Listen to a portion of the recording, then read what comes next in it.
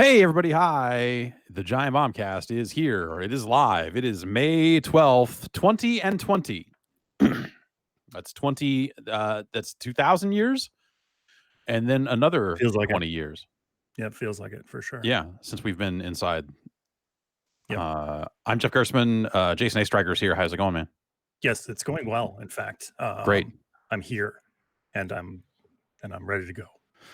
That's just like the slogan says. I'm here. I'm ready to go. Get used to it, Janichoa. Yep. What are you doing? I'm used to it. I was thinking today that if and when we can eventually go back to the office, my morning timing to get there is all out of whack at this point. Like, what time would you have to leave? I don't know. I don't remember Right. what time we normally get to the office. Right. I'd either be 2 hours too early, 2 hours too late. Yeah, Okay. and I don't know what traffic would even be like. It's Ben Pack. When's the last time you operated a motor vehicle? Sunday. Great. If you had asked me again before that, I would have said, I don't know, 4 months. But yeah, I got back on the learning how to drive train. I'm not learning how to drive a train. You're learning how to drive it like a drivetrain works. I do want to go ooh, ooh, and have people like wheel. I want to see little kids on the bus going like this, and then I can honk a big horn. But no, it's a perfect time to learn how to drive because nobody's out there. Yeah, that's true. No, but more people. So I over the weekend took the baby out for a nap. Basically, I was like, okay, just give my wife some time to just relax in the house for a little bit. Take this baby, throw her in the car. We're gonna hit the road, and I drove around. It was like a lot of closed businesses, maybe not as many closed businesses. Do you see any that are like boarded up or anything? Or I did see a couple that had boards over some windows, like maybe hooligans had like gotten out and smashed some shit, or something like that. I don't know if that was the case or what, but we got takeout and they put they like barricaded the front door with tables. They like were physically blocking the entrance, but then we're like, had the credit card reader there and a big old thing of Purell, and I'm just like, that's right, cool. So in the normal time, so there's a pizza place downtown here in town. I don't know if they still do this, or I mean they certainly don't do it right now, but I don't know how if they were still doing this, but it's a pizza place that stayed open till after the bars closed. And if you went over there at like 1 a.m. or 2 a.m, they did exactly that. They put tables in front of the doors so you couldn't walk in. There was just a person right there. You walked up, you ordered a slice, you drunkenly staggered away. And it was a really smart way to handle the problem of a bunch of drunk people trying to get pizza in the middle of the damn night. So that worked out surprisingly well. Man, I would stab somebody for I wouldn't. I would consider stabbing somebody for some of that pizza right now. I got like 5 more of those UFC pizzas in my freezer. Oh my god! You have enough to build your own octagon. Almost have enough to build your own octagon. Yeah, they're already octagon shaped. Oh damn! It's so perfect. That pitch meeting. God, Brad Shoemaker's on assignment. We wish him the best. We're hoping he'll be back in the slot here next week. Octagonal pizzas, like that pitch meeting for the UFC pizza had to have been like some genius, some frozen pizza. What is it, like a known frozen pizza brand? I think they teamed up with let me check. It has to be frozen pizza collabs, right? The official pizza of the UFC. What if it's just like 8 Red Baron pizzas? just taped together with edible tape, mozzarella tape. Mozzarella tape. Yeah, like string cheese but sticky and tape like. During this quarantine, I've bought a lot of string cheese, and I haven't had string cheese since like elementary school, and it's so goddamn pleasant. It's great. It's fun. Yeah, it's a fun food. Do you I hate to even ask, but do you just like bite big hunks out of it, or are you like tugging it apart and got to tug it apart, got to unravel it? I feel like I didn't even know you could tug it apart until 10 years ago or something like that. Really? That it was I'll take one big hunk because that actually makes it easier to pull apart the rest of it. Yeah. Okay, speaking about tearing apart, Twizzlers, do you just honk into them, or you untwizz them? Twizzbiz? I'll honk a Twiz. all day. I'm honking on Two for sure. I don't, but I'm not a big licorice guy, so I don't really encounter Twizzlers in my everyday. Shame. I really don't like. I was getting Twizzlers and Red Vines conflated in my head. Twizzlers are garbage. Red Vines are delicious. I don't know what the distinction is. They seem exactly the same. To me, they're all chocolate identical. Like it's a Red Vine. No, but they taste like plastic, and it's just like it's like I'm eating a candle. Tasty plastic. They taste like tasty plastic. Essentially. Well, if we're talking about tasty plastic, though. Yeah, Switch cartridges. Let's get into it. No, but like even like they were like, oh, it's like the Botan rice candy and the wax paper. Or the paper around the like. I don't want to eat the paper around a candy. Like, oh, the wrapper's edible too. It's like, fuck off. I don't want to be part of that. I'll eat just regular paper. God damn it, Ben. Give him some paper. Oh, there was this play in elementary school where we had a student director. I don't know why our teacher let us do this. But I went to a private school and I played Jesus. And then our student director said, Jan, you got it. Why don't you try eating the fish? We'll cut it up. I needed to eat fish for some reason in the play. And then they were like, oh, we have this paper fish. Just eat that. And then I looked at him and it's like, why don't we just get goldfish? Something edible and already fish shaped. Or like a fish. Or a fish. Or then you got to get a cooked fish and have it be like ready to go at that scene, at that pivotal moment. Like you're gonna have a kitchen somewhere preparing this fish, and then that's too many moving parts for a student production. What about fish sticks? Or fish sticks? I don't even remember from the cafeteria. Perfect. I'm sure there is a million of them in the cafeteria. I don't even remember a good visual gag too. Yeah. When did Jesus eat fish in the Bible? I know he gave it out a lot. Microwave a fish stick. They asked the question. What would Jesus do? And I was like, that dude would eat fish. Yeah, you know what? And then someone was like, I'm not sure he's a dude. I'm not sure he's a he. And then the whole thing devolved from there. Oh yeah. So big news. What's the big news? Tony Hawk is back. I heard. News. He texted.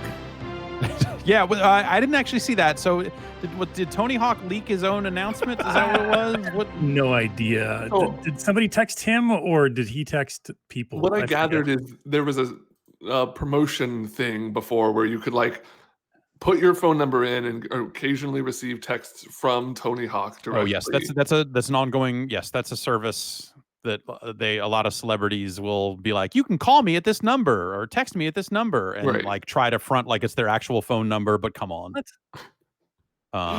Really? That's a thing?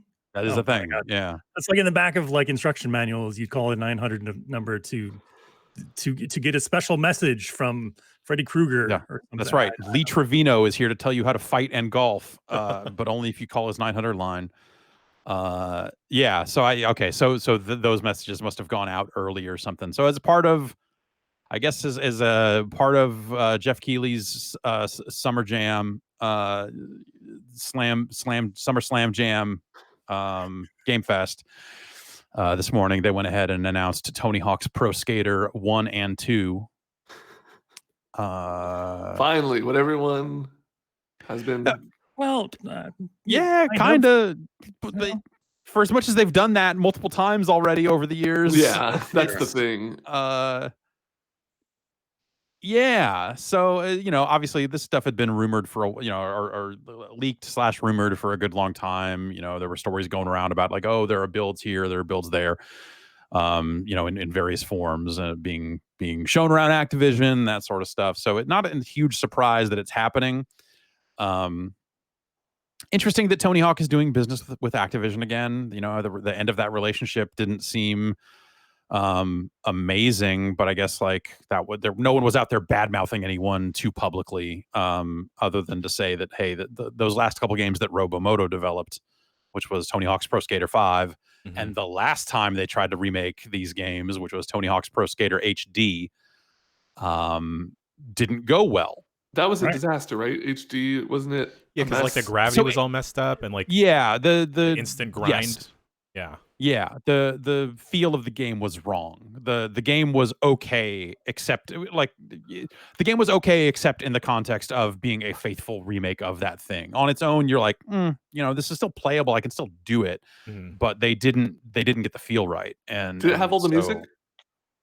Yeah, They're yes. making a big point of this one having all the music. Well, I don't know if it had all the All the music. I music, can't or- say, but Or it not had all of the it had music, a but- bunch of it, and now it's no longer on sale. I assume as the license is expired, whether it was the Tony's license, Tony Hawk's Pro license, or Tony Hawk's Pro soundtrack, some of those rights must have changed or Tony something. Hawk's But Pro rights legislation. yeah, and so for this one, yeah, they do have a slate in the in the trailer saying like, and like the first band on the list is Power Man 5000, which I'm just like, fucking, what are you doing? It should be Goldfinger. It should be knows. It should be Goldfinger, and I would love to. That'd be like, I know a lot of people went and tried to do all their like different Tony Hawk like retrospectives and documentaries and all this other stuff. But the thing I want to know, because I don't feel like it was this way, I want to know at what point in history did Superman become the go-to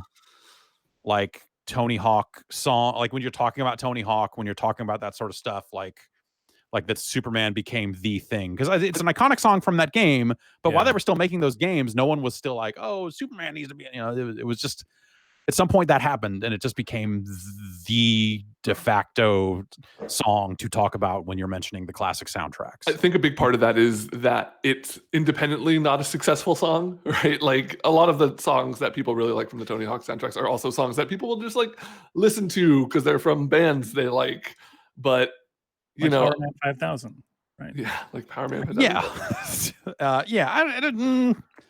you might be onto something there, but at the same time, I feel like Goldfinger was certainly around, and maybe that's just hey, their cover of 99 Red Balloons is pretty good. Do they? Tremendous. They have one? Oh man. Oh yeah. True. Yeah. It's good. And Goldfinger's just a good band. Superman's not even my go-to. Anyway, all right. It's never at karaoke. I've gone to a lot of karaoke places in the East Bay, and literally not a single one has ever had Superman by Goldfinger. And What it makes about me sad. their ska? Do they have ska representation? Some, yeah, usually like a fair amount of No Doubt at least. No, ska. God damn it. Not whatever No Doubt. But even like Mighty Mighty Boss Tones, they'll have. Yeah. No, I said because I've sung it several times. Oh yeah.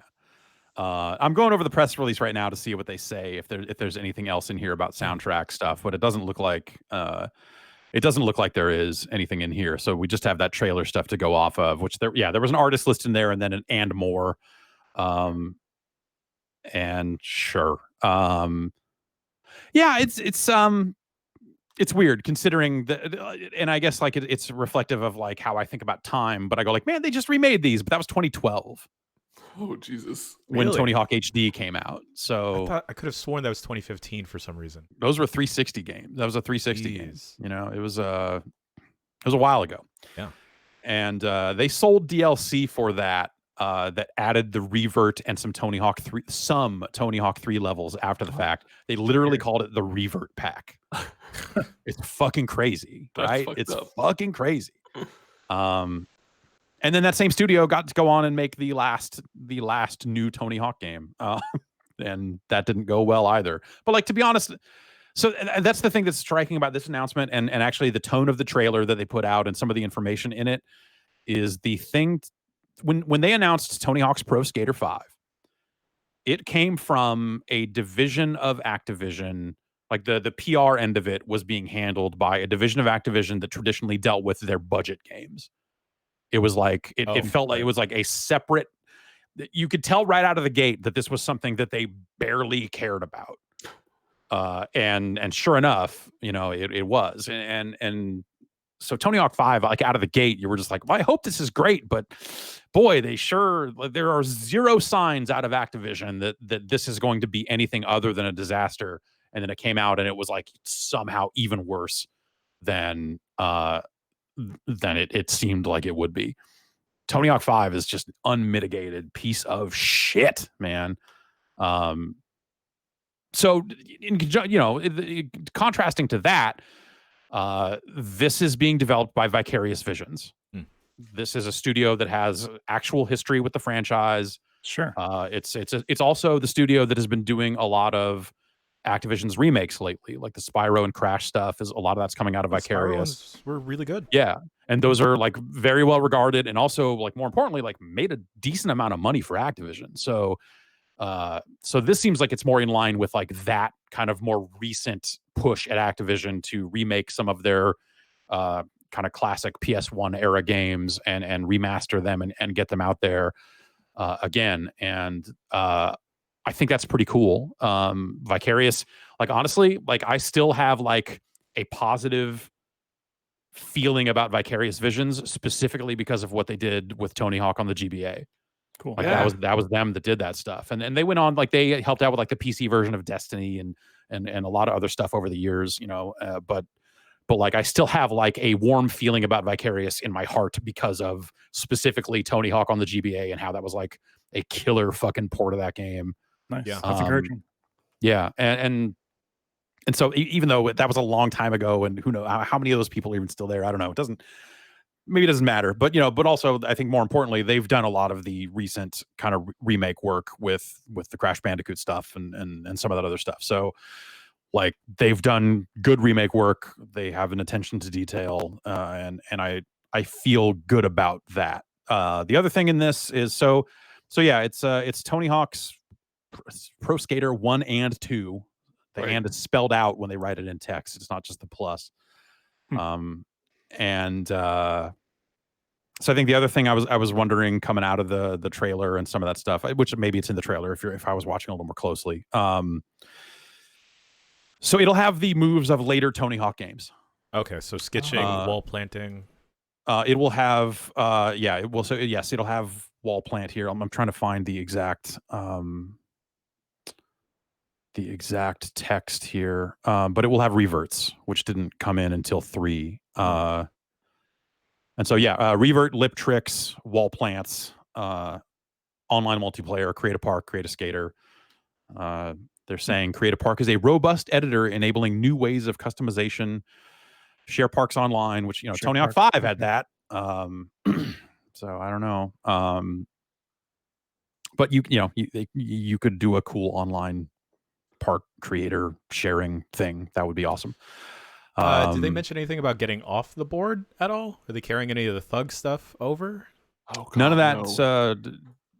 no. It does not say anything about that, and I bet you won't be able to. Sure. My guess is that you will not do that stuff.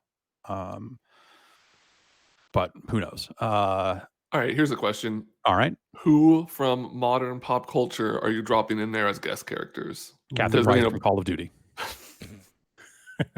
You got Captain Price from Call of Duty. Oh, imagine how he's the one with the mustache, right? Yeah.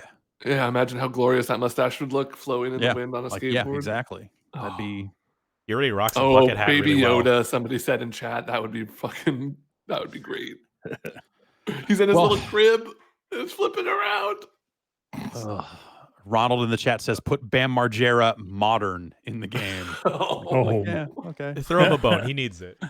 Yeah. maybe Will he Spider-Man be exclusive to the PlayStation version of the game? Right. Right? I mean, This was announced. Who's the Xbox exclusive? John Halo. I mean, Blinks. Yeah. Voodoo Vince. These are all great ideas. Yes. So it did have Xbox branding on the trailer. So it is coming to PlayStation and the Epic Game Store, not Battle.net.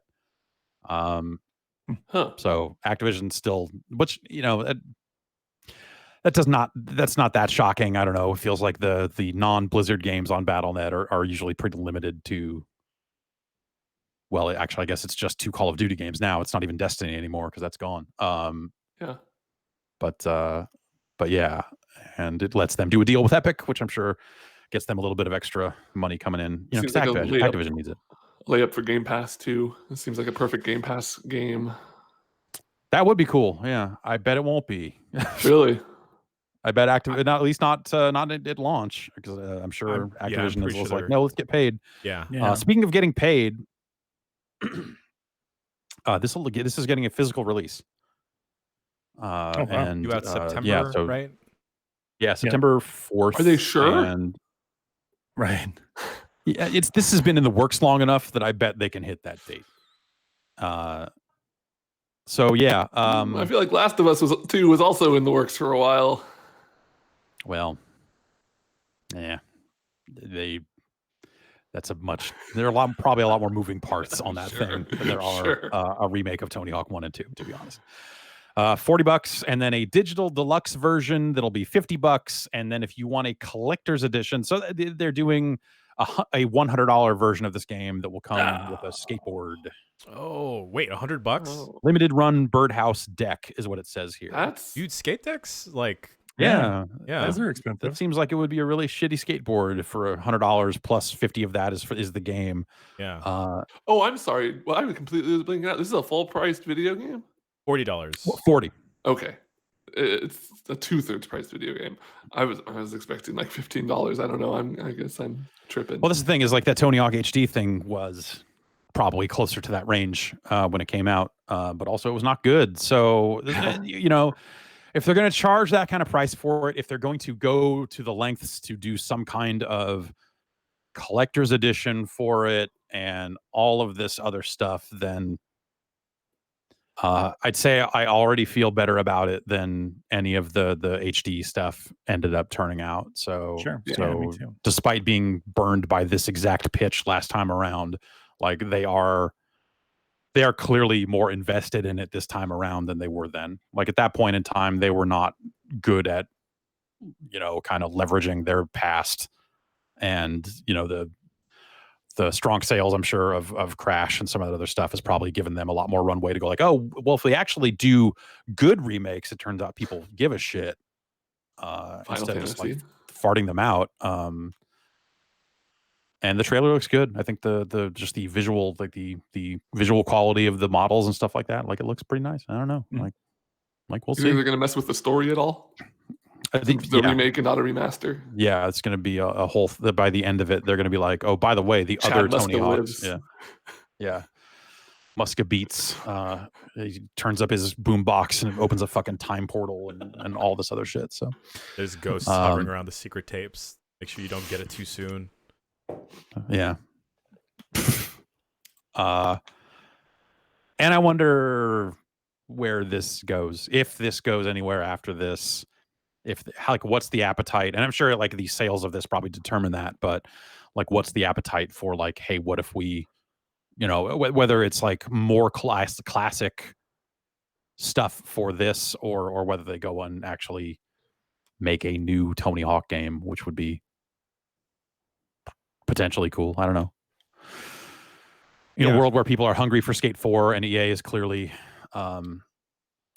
you know, seems pretty uninterested in pursuing that, at least in a timely fashion. They're making that mobile Skate, maybe.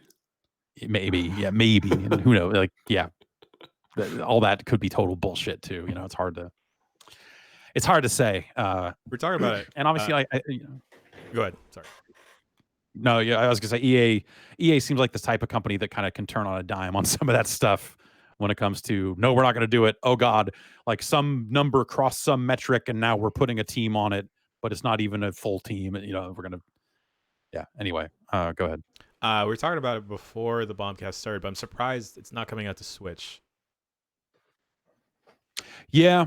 And then I am now suddenly thinking again about a whole new era of very poor Nintendo Tony Hawk ports. I'm all here for it. Yeah, well, I don't know. I think the trailer at least makes the levels and models look pretty good, pretty modern. So I don't. They should just release a remaster of the GBA versions for Switch. I would love that. Would be another good way to do it. I think with it being Vicarious doing the work, I would love to see them do like, hey, by the way, we also put an isometric camera in this so you can kind of play these games like they were the GBA ports. I think that would be rad. Somebody in chat said that apparently a grip of not Harmonix, Neversoft people are at Vicarious. Oh, right that makes now. sense. I mean, you know, yeah, that's cool. Yeah, that's the weird history of all those studios and just like, you know, back when Activision was spread out and kind of making more games than they are now. Left a lot of people, I'm sure, moving around from place to place. So that's cool. I would love to see this lead to a new Tony Hawk game. I think in a world where you've got something like Thug Pro out there, just kind of quietly being this really cool kind of fan mod that brings together all of these Tony Hawk levels and all this other classic stuff. I think that there's room for something like that out there.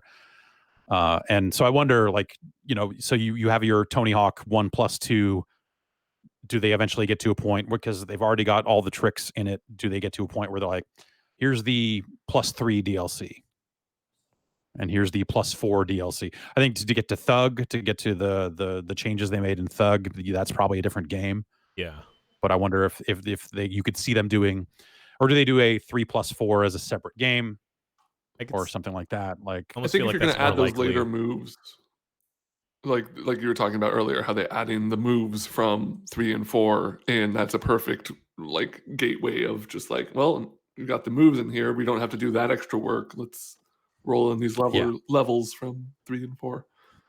Yeah, and that's probably even 4. I don't know that I don't think I care about 4. Like, I went back and tried, obviously, like, tried to play 4. We were getting ready to play some 4. I don't think I like 4 very much. Yeah. Anymore. It was fine after 3. Like 3 is just so good. Yeah. Oh, it's so good. 3 was the peak for that style, and Thug 2 I think are really good games too, but 4 seemed like hey, you really nailed all this stuff in 3, and the spine transfers that they added in 4 are not enough to really set it apart. Yeah, and I think the level design in 4 was not as tight. They were trying to make bigger levels, but not as big as they got to in Thug. So, like, Thug kind of even it's a weird in between game between 3 and Thug that they didn't really nail it there, I think, but at the time it was fine. It's just kind of in retrospect, you're like, man, the game before this and after this are like significantly better. Anyway, yeah, that got announced this morning. That's pretty cool. What else we got in the news here? Sony has announced they are going to put a new logo at the front of all their first-party games. Okay, cool. Yeah. All right. And this is just renaming the umbrella, or what? Yeah, pretty much, because they already had like Sony Interactive Entertainment or something like that. So yeah. They've got a new version of the PlayStation logo and stuff that they're just going to call it PlayStation Studios, which cool. Microsoft has Xbox Game Studios that they use as a kind of blanket term for the coalition, and like whatever different teams they've got under them. It just sounds like Sony's going to do that starting with the PlayStation 5, like the PS4 games coming out later this year, according to this gamesindustry.biz article. Last of Us 2 and Ghost of Tsushima will not have the branding, but it sounds like something going forward they will start to use. And they've got like a Marvel movie style take on a logo build that they put out there that's got like, a little bit of Nathan Drake up in there and some Little Big Planet. It's like here's some people from the games, PlayStation All-Stars. Maybe you've heard of it. And then, they're kind of doing their thing. I don't know. That's it makes sense. They're also going to use it for externally developed games that Sony kind of handles and publishes and stuff like that. So, yeah, I don't know. That's there's some quotes in here, like it's a weird it's who they're quoting here. It's Eric Lempel, who's a VP and head of global marketing. We've never had any he's it's almost like there's no problem, but we've never had any problem getting people to play these games. They're usually critically acclaimed, award-winning franchises. They're games of the year. But for the average consumer, it's not always clear what games come directly from our worldwide studios. Huh.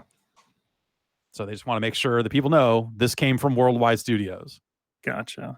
All right. Which before they would just use the term worldwide studios, or but they would use stuff like Japan Studio, or and maybe some of that stuff will still appear. I mean, they're not going to not say, hey, this is a game from Naughty Dog when it comes time for Naughty Dog to make another game. Right. I mean, they're gonna keep those sorts of branding things. All right, let me pull up the rest of the news here. I gotta dig into my email for a sec. And they showed some Xbox Series X stuff. Yeah. Did they? Last week. Oh, yeah, they kind of did. They did. They technically did. Remember that weird little gross penis? Oh, that came out of the wall. Yes. Yeah, I They do showed remember a weird wall oozing penis one. Right. from the H.R. Geiger glory hole simulator. Yep. Known as Scorn. Yeah. So they showed some games that had been announced. They kind of confirmed some games would be coming to Xbox Series X, but they got out ahead of it and presented this as like a gameplay reveal. Like, hey, you're going to see Xbox Series X games be played and all this other stuff. And their big pitch was like, hey, like, because Assassin's Creed Valhalla got announced last week, and then they said, hey, we're going to show more of it at our thing. And we're going to show some gameplay at our thing. And everyone, I think, went into this thinking like, okay, cool, they're gonna show some Assassin's Creed gameplay. They're gonna show more than the trailer showed, which the trailer was fine, but it's very much a trailer. And then I think as that thing got closer, and as maybe some people started to realize the expectations for this, when what was about to be shown were getting way out of whack, you had let me find his name here.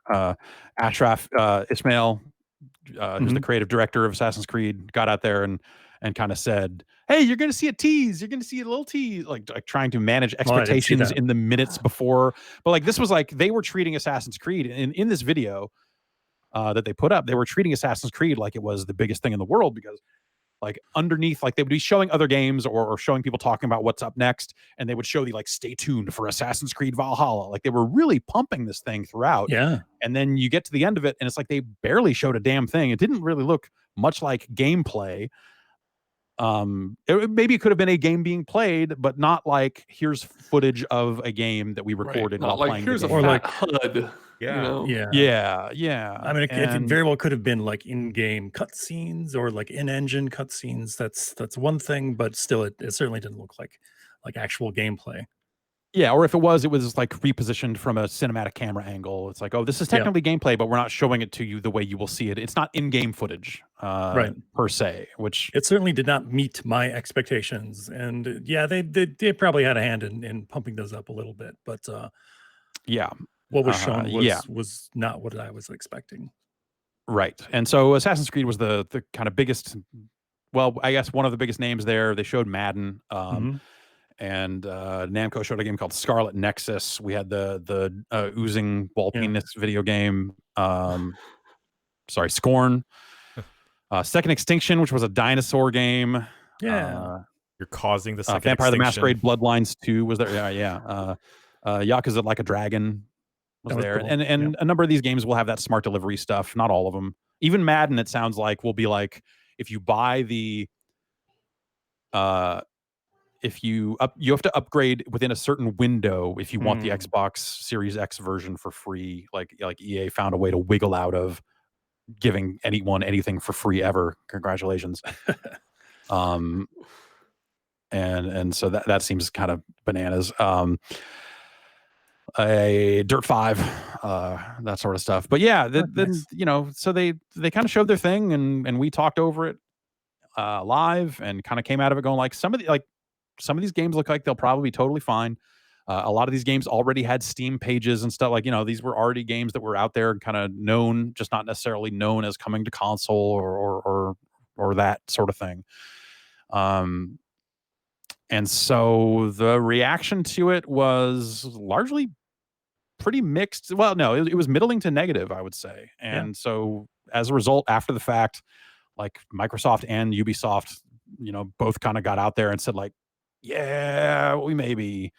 Well, anyway, a little bit. This Polygon story kind of talks about Aaron Greenberg on Twitter. Let me just pull up the tweet here. He's the GM of Xbox Games Marketing.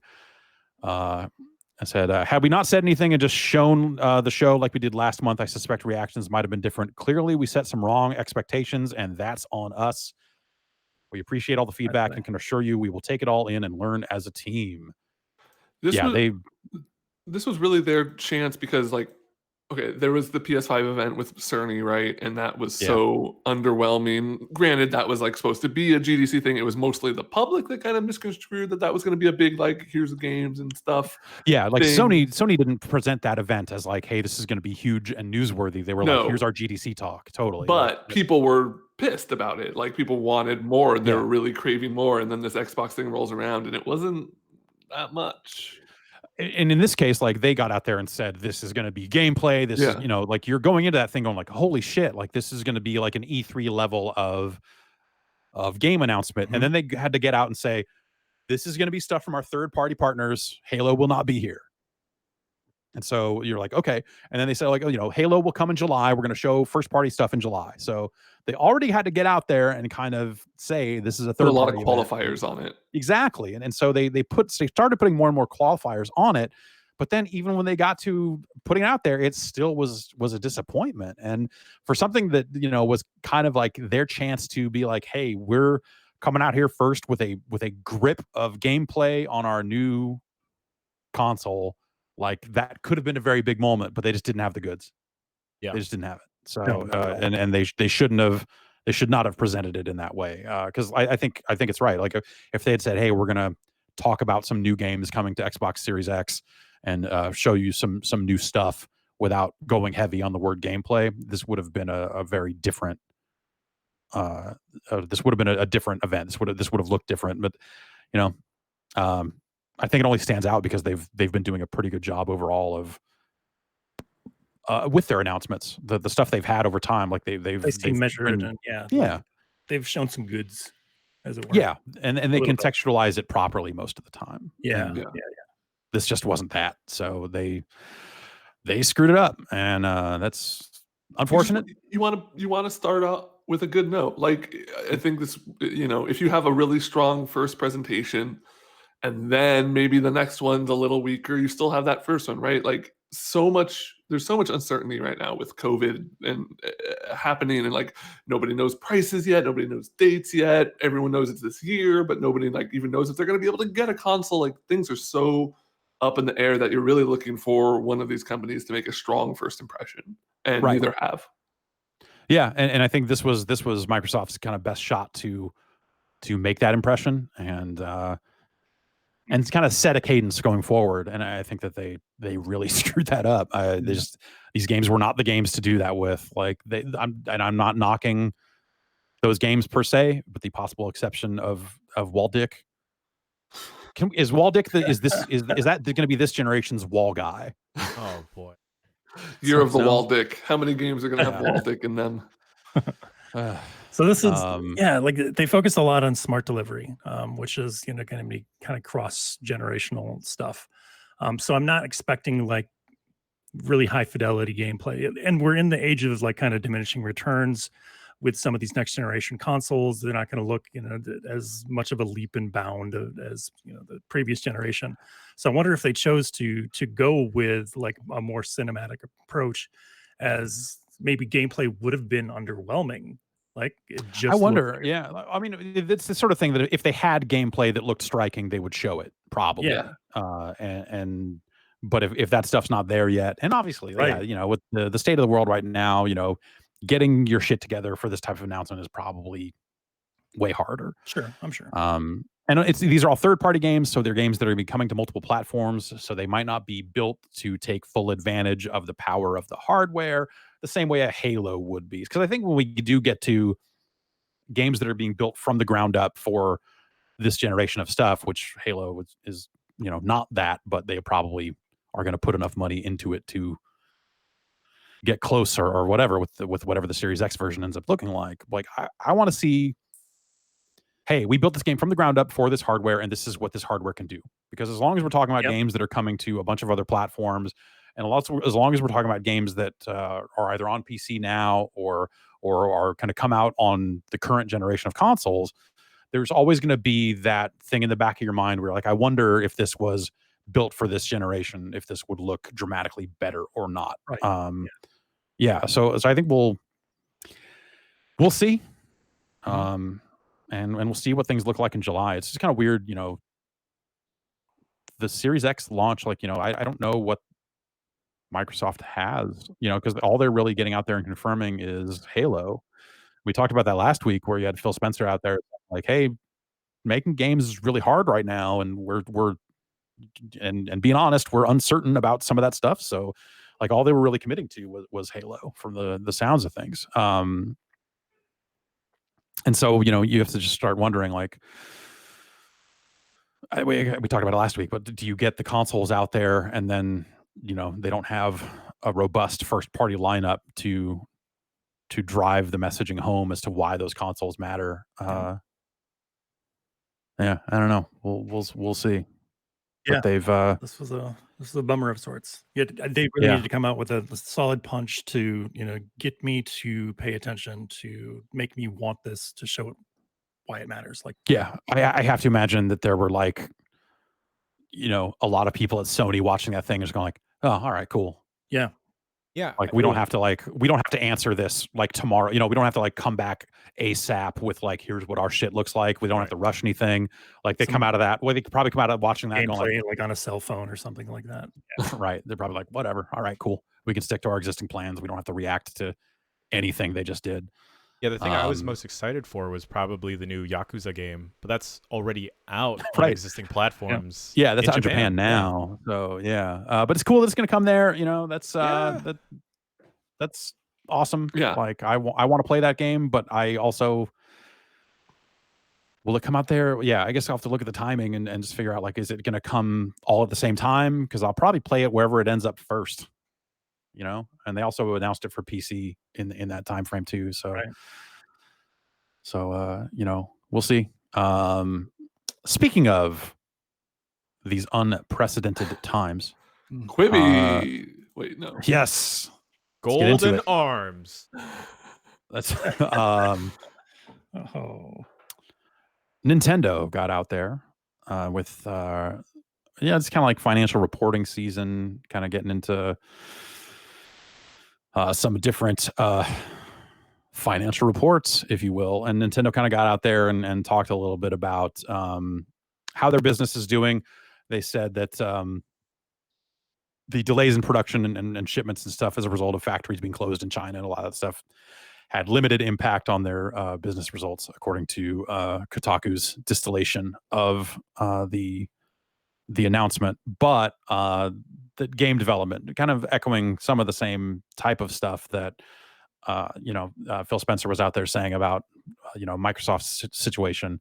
That's the stuff that they're a little bit iffy on, saying and.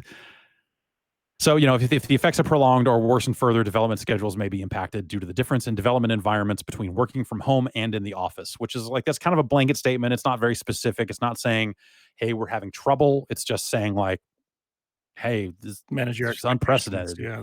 Shit's tough all around. Yeah. The weird part though,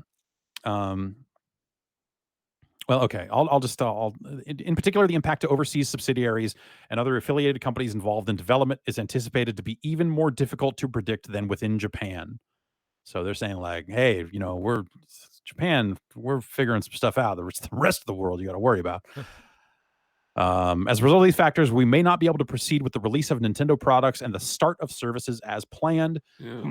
This is also true for other software publishers, so it may not be possible to provide game content on Nintendo platforms as planned. Just to get a little bit of snark out of the way, what did they have?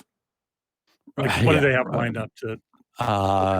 Smash Brothers DLC. There's Pokemon DLC. Events. Yeah. Okay. Yeah. Only Breath of the Wild too, I guess. Maybe, yeah. Jason, I know you're heartbroken that you're going to have to wait a few more months to play as the ARMS characters in Smash. Yeah, I'm devastated over here. Guaranteed my new main. My quarantine. And I'm going to play all my matches on Wi-Fi because people love that.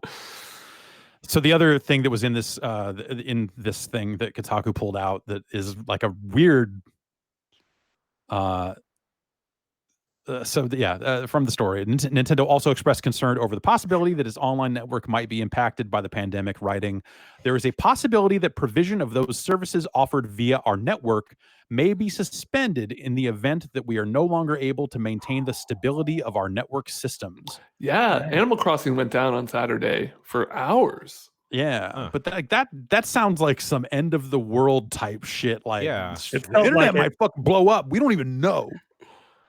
So it's it's a weird one. Yeah. And you know, it's they're issuing these forward-looking statements and kind of saying like, hey, you know, some shit could go down. But I feel like that's a weird. That's a strange thing to announce. Like, hey, we might not be able to keep our servers up and the stability of our network and that sort of stuff. That's I don't. It's hard to imagine a world where that's. But again, Nintendo's internet stuff has never been great. Sure. So maybe it's like, oh, You're like, oh, it's unrelated to what's going on. We just might fuck it up really bad. If the guy who runs our server gets sick, he needs to be there to reboot it once a day, or else it runs out of memory. So, he needs to whitelist everyone manually. Right? Yeah. So if he goes down, then we got trouble. And yeah, so basically they're kind of saying like, hey, if there's some uncertainty here, is more or less their overall statement, is that they are certain that things are very uncertain. And we'll see how it all goes. Speaking of Nintendo, real quick, did you see the Animal Crossing sales numbers? Figures? Yeah, like they hit their like lifetime to date projections already in a month. Wow. Yeah. Pretty wild. 13.5 million copies. It put it in the top 10 for Switch all time. And that's how much of that is digital, you think? 50%. 50% digital. Wow. 50% digital, yeah. Huh. That's yeah. That's maybe they'll start looking at this online thing a little more. Did you know I just found this out? I think last night or maybe it was the night before, that Animal Crossing does not have gyroids in it. Yeah, it doesn't have like them in the traditional sense. They are there to help got Lloyd, build. the guy, the construction dude. Yeah. He was in the it's got that one. You do not dig up any. I thought that maybe I just, you know, oh well, when it starts raining or when I get a little further in the game, it'll have those gyroids. Basically, okay. Anyone out there that wrote any kind of comment or said any fucking thing sideways about me not liking that game, fuck you. This game doesn't even have fucking gyroids in it. What the fuck is this? What the fuck did they ship? Take those games back to the store. Your digital ones you can't return. Obviously, if you got physical copies, you take that shit back to the store and you say, give me a real Animal Crossing game. I had my first meteor shower last night. It was so fun. We just sat there for a couple hours, got stars. Oh, it's beautiful. Star pieces. Yeah, I got a fucking horse shit. They better, and you know, at some point they're going to patch it in, right? Oh yeah, like they'll probably just some event. Patch it in. It's after gyroid today. Halloween. Asshole. Oh, that sucks. That sucks. Jeff, I don't know. Y'all what a are out there gyroid falling is. for it. Hook, line, and sinker. I've never. I don't know what a gyroid is. Oh, Ben, you will if they put those into that game, or you go get a good Animal Crossing game. You will have a basement full of them. They will be making noise rhythmically in sync, and you will be like, "This is the best game I've ever played." I'm watching these guys wiggle and do their little thing, and it's the best. Oh my god! Oh, okay. The bridge guy's a full of those gyroid. motherfuckers. Yeah. Yes. Okay. Yeah. Oh, I do wish there were more. So good. Lloyd. I do like Lloyd. They're so good. What if you could have a basement full of Lloyds? Yeah. Dudes that's similar to that dude. That's better than a basement. But they all made different noises, but they all somehow sounded like they synced up, like they were all meant to be there. My basement's full of Godzillas. Throw that shit in the garbage. Or put it outside, because you can put things outside now. Yay. Oh, I have a little outdoor restaurant. It's beautiful. It's got those like nice little table, the like dumpling tables, you know, that's the Lazy Susans. Yeah. I want to find a billion gyroids. There's just anywhere there could be a gyroid, I want to put a gyroid. On a Lazy Susan? That's what I would do. Oh, I would love it. And just spin that bad boy. Yes. Yes. God damn it. Ubisoft is going to have an event in July. Will they have gyroids? No, they will not. The sons of bitches. July 12th, they will be having something called Ubisoft Forward. Which is a weird name, but okay. All right. That's and they are going to have exclusive game news, reveals, and more. Is basically what they're getting out there saying. Rabbids versus gyroids. Oh shit. Okay, if they pulled them out of Animal Crossing because they're so good that they're going to be in their own game, all is forgiven. But until that moment, I have a villager that kind of looks like a gyroid and is a rabbit already. So maybe it's been Coco. Coco. Yeah. It's been working Coco. in the works this whole time. That's a teaser for what's to come for sure. So yeah, what do we got? There's Watch Dogs. We got that Rainbow Six game. That boat game? Is that boat game still gonna happen? Boat game. The VR kayak stuff? Skull and Crossbones? No. Skull and Crossbones. Oh. Ubisoft like esports boat game. Esports pirate combat game. Oh, okay, yeah. Oh, by the way, that speaking of boat games, real quick, Maelstrom. Do you guys remember? Jeff, do you remember Maelstrom? The other boat game. Boat game? It went free to play, and I dove back into that. It's pretty fun. So check it out. Anyways, Ubisoft boat game. Okay, let's take it around the room here.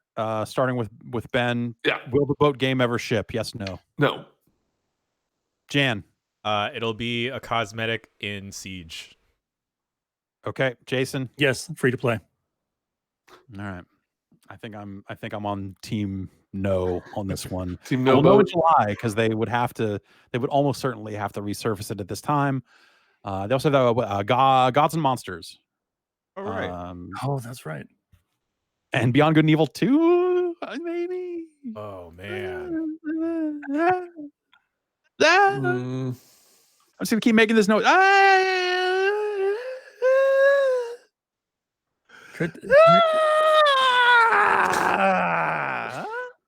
Yeah, well, you sold me. Yeah. Okay. Yeah. And then whatever else. Assassin's Creed Valhalla, probably. That game won't be out at that point.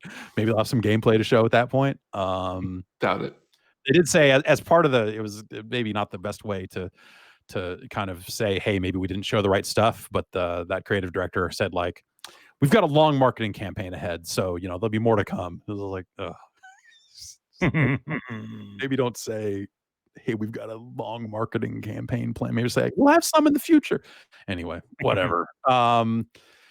So yeah, that's July 12th. So that's out of the E3 window. Kind of just goes to show that more and more of these companies are going to be kind of spreading out and filling that Summer Game Fest May to August window. Here's a question about their stream. How do you have a marching band led by a giant dancing panda if you also have to maintain 6 feet of distance? You could have a but marching they're all band wearing masks. You still got a distance. Yeah. You carry a rope.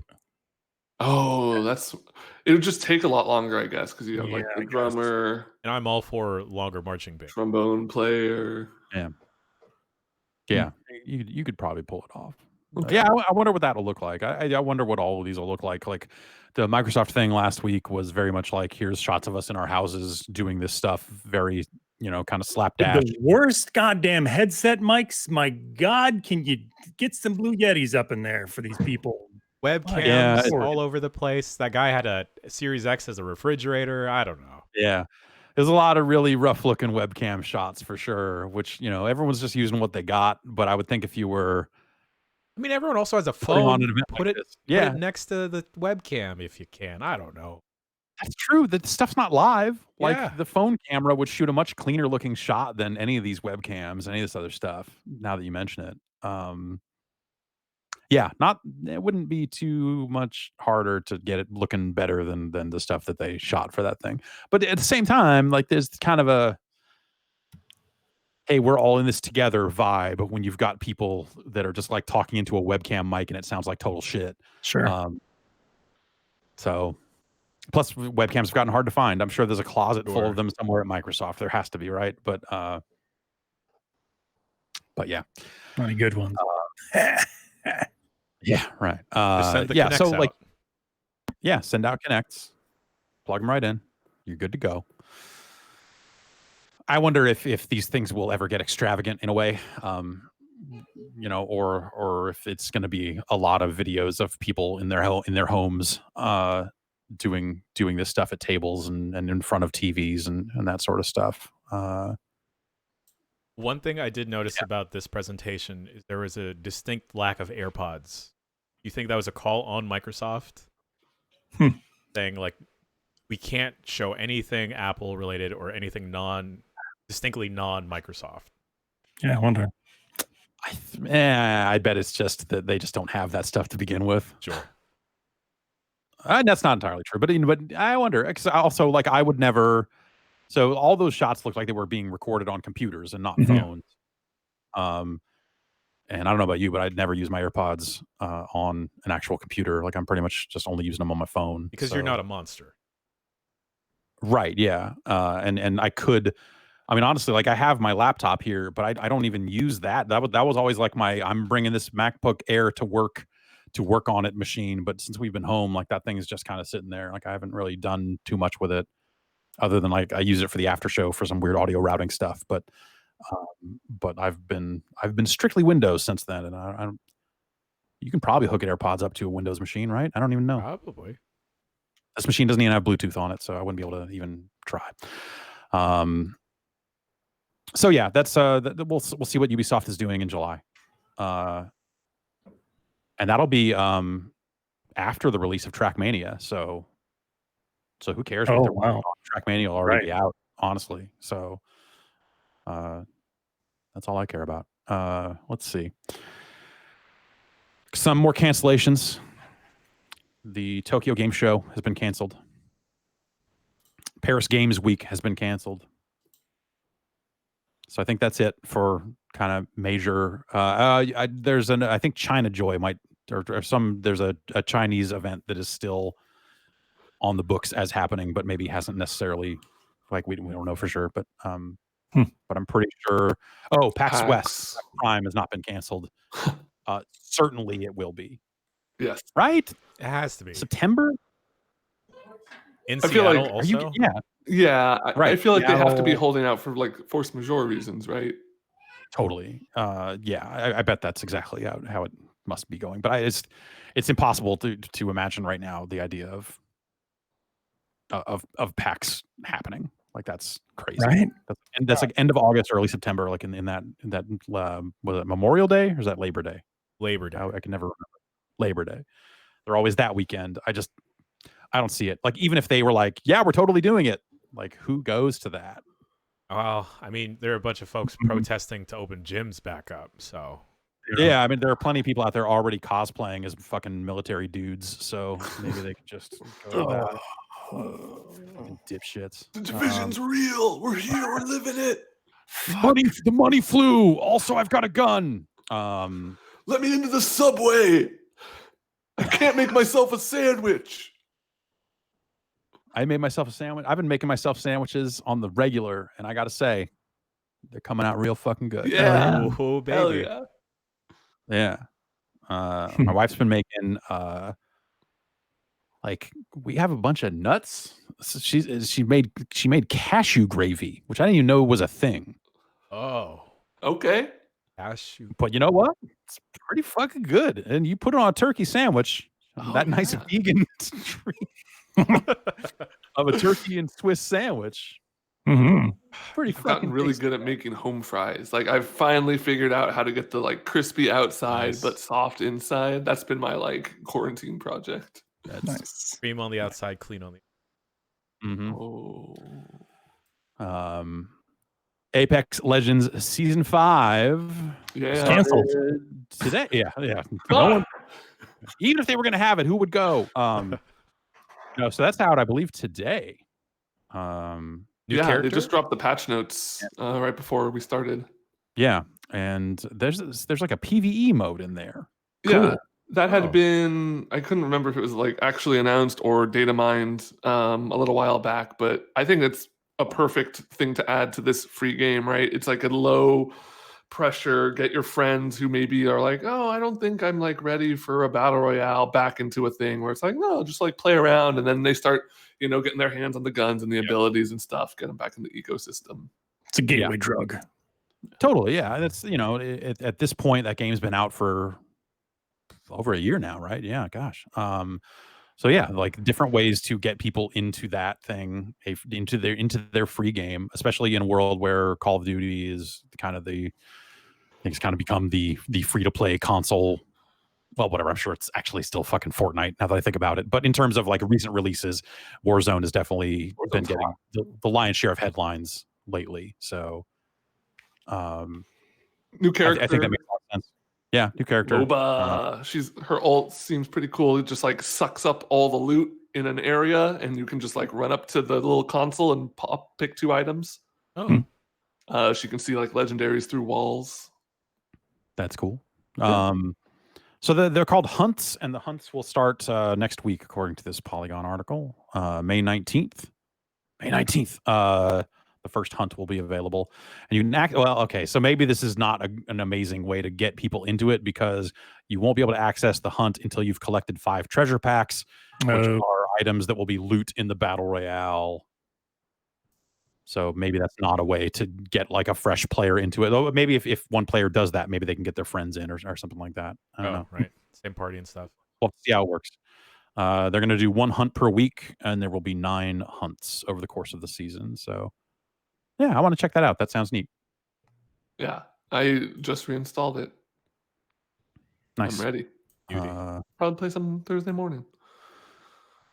Yeah, that's a fun video game. Speaking of Respawn, 2 folks that recently left there, Drew McCoy and John Shearing, have launched a new studio called Gravity Well in the LA area. Drew McCoy was most recently kind of like one of the, he kind of become, I forget his exact creative director. He was one of the faces of Apex for sure, and Titanfall to a certain extent before that. They're looking at being kind of a remote focused studio, which obviously right now is kind of the only option. But I think even over time, like they're looking to work with people remotely, and they're describing the studio, according to Polygon's right above it, as a AAA studio, but they want to have a team size of around 80 to 85 people. And they want to explore some new ideas exclusively for next-gen hardware and PC. So not much to announce there in terms of games, but hey, they're out there starting something new, leaving thing and starting something new. Like they apparently have a not listed section in their job application stuff. So even if you don't find a title that's befitting of you, just go ahead and send something anyway. Say, hey, here's me. Here's me making. Look at this turkey sandwich I made. Yeah. Do you guys imagine if that was a video game? What could I do for? Yeah. Here's my idea. What if there was what if it was What if it was a battle royale game, but you could make robots fall out of the sky? Okay. Ooh. Okay. Are they fueled by gravy? Yeah. All right. Vegan gravy. Cashew gravy, man. That sounds pretty good. It's pretty good. My son's allergic though. Shit. Okay, well, gravy? More for you. Yep. Cashews. Yes, to gravy.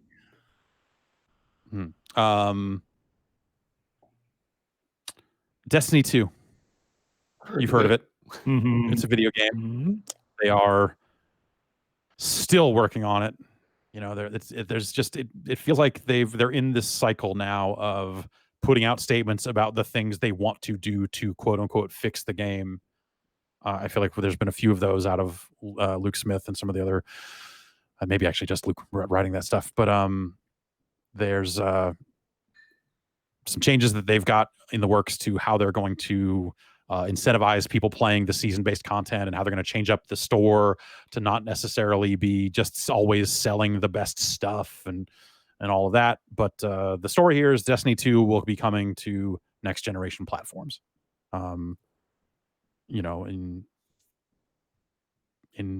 Which it's a free-to-play game. It kind of makes sense that a lot of those games are going to kind of move forward but that's them kind of committing to, hey, we're going to do the graphical work to bring it there natively instead of just relying on backwards compatibility, which is interesting because that kind of, I mean, to me that kind of says, there's not going to be a Destiny 3 anytime soon, right? I mean, right. which I guess, of course, like with the stuff they've been doing with Destiny 2, especially since it went free to play, like kind of course not, that kind of disrupted, it's easy to go back and look at like the leaked Activision contracts and think about things very much in terms of what Destiny used to look like then, as opposed to what it is now that they're doing. But I don't know. As a long time, maybe not the word, but I enjoyed a lot. I enjoyed my time with Destiny 2. Sure. The last couple of seasons they've put out, there hasn't really been anything there that's like made me want to come back to the game. And I look at it as like, if there was a full-on, here's a large new story campaign, like a Destiny 3, like some kind of like big break point about like, hey, here's the next big content drop, not just here's some new activities to do that will go away or whatever they've done. But the last couple of seasons of it, just it sounds like even people that are sticking with the game are not loving it. But like me looking at it from somewhat on the outside looking in, I look at the content they're promoting and putting out there and offering, and it's like, this isn't enough for me to even like come back into the game. So I don't know. They definitely seem like they're kind of in a funk. And so the announcement that they're just going to bring Destiny 2 to next generation platforms, like, of course they're going to do that, but I'm still just like a little like nonplussed about it. Yeah. Kind of seems like they need to do something more dramatic and shake that game up again. They shook it up reasonably well when they went free to play and all that stuff, but it seems like it needs something more than even the stuff that they're kind of talking about wanting to fix. Like that sounds like maybe a step in the right direction, but it's at a point where I think it maybe needs something more dramatic. I don't know. Faster load times. There we go. Hey, that's why I play on PC now. So I'm already getting pretty fast load times compared to what it was on fucking PS4. That's true. It was a damn nightmare. What if you could play it on your phone or stream it to your browser? Okay. Not the resolution you could play on a computer. This sounds pretty good. Oh wait, I did that too. It's not. It's convenient if I want to pick up the weekly items that the clan I'm in has earned. If I just want to log in and pick up some guns, then go, all right, my number went up 1, and then log out immediately. Stadia is great for that. Playing the game, it works. If you could do it, you could play that game there. I did. It was oftentimes totally okay. Mortal Kombat 11. Yes. This is crazy, right? Yeah. This is crazy. This is a big story DLC. Yeah. Yeah. The Mortal Kombat 11 Aftermath was announced, and I wonder where they got that title from, huh? Yeah, I don't know, man. We know Ed watches. That's right. The CBS lawyers are gonna be beating down some. So this is 3 new characters. So it's a grip of free stuff. It's friendships. It's stage fatalities. Yes. It's some new stages. It's a bunch of stuff that probably some of that stuff maybe should have been in the game out of the gate. Like I thought it was kind of maybe a little weird that friendships weren't in there. Right. And so that's all great, but it is also it's a $40 add-on that will get you 3 characters. Well, like the delineation between free and paid, I'm probably getting slightly wrong, but it's 3 characters, and it is like you said, a new story DLC. Ow. Which that's the craziest part about all of this is we're excited for story DLC for a fighting game. Yeah.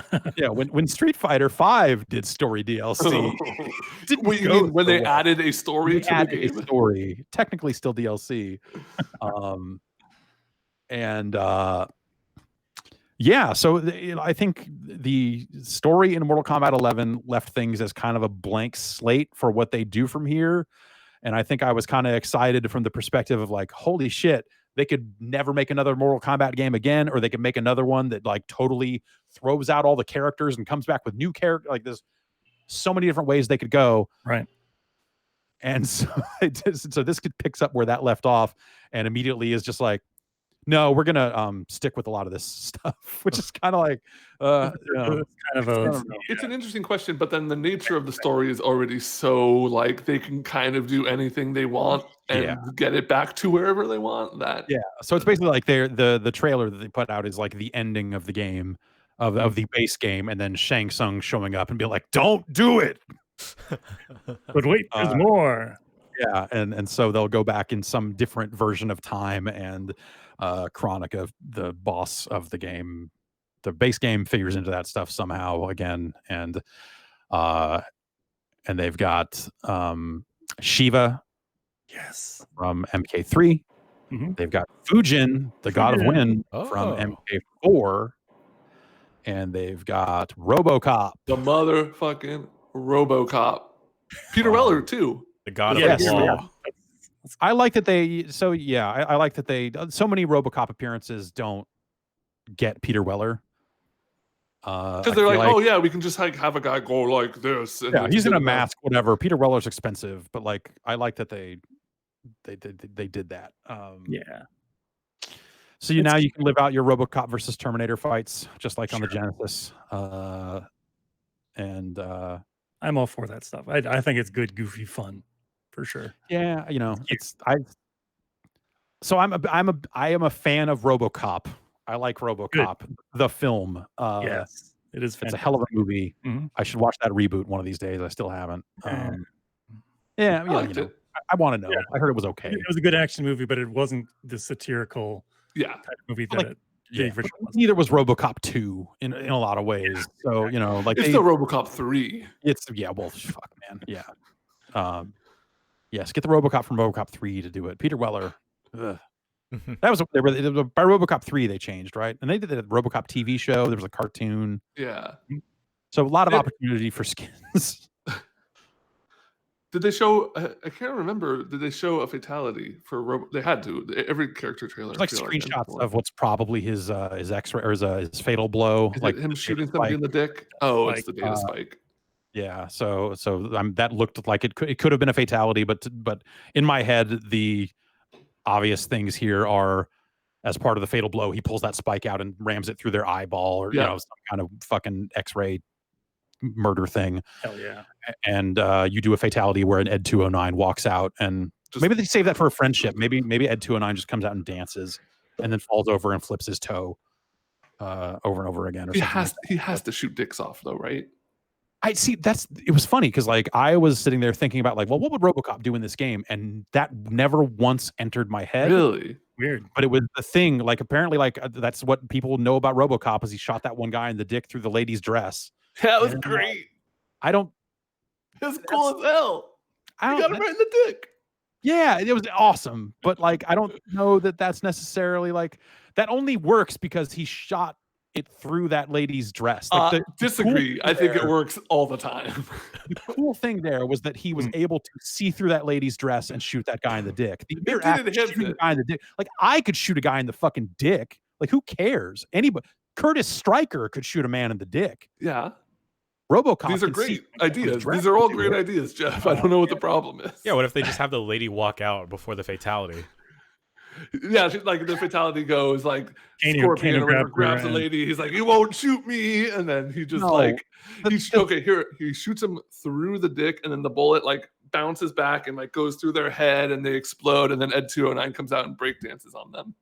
All right, now I'm back in, but I mean the other thing is like the part of that, like Mortal Kombat goes some pretty grim places, obviously in kind of a goofy way. But the thing to remember from that scene is that he was stopping a sexual assault. Sure. I mean, yeah. Which, like, that's... I mean, you don't have that happen in the game. It like, just it's you do the lines where he walks across and says, like, I will contact a rape crisis center. Like it's that's too much. Yeah, that's too much. Is attached to that scene in such a way that, like, you can't... If you try to separate it... Yeah, I think you were just saying you didn't even remember that that's, like, a thing from RoboCop. Like, I mean, it's a thing that he did, but not an iconic thing that I would say, oh, he's got to disagree. Game.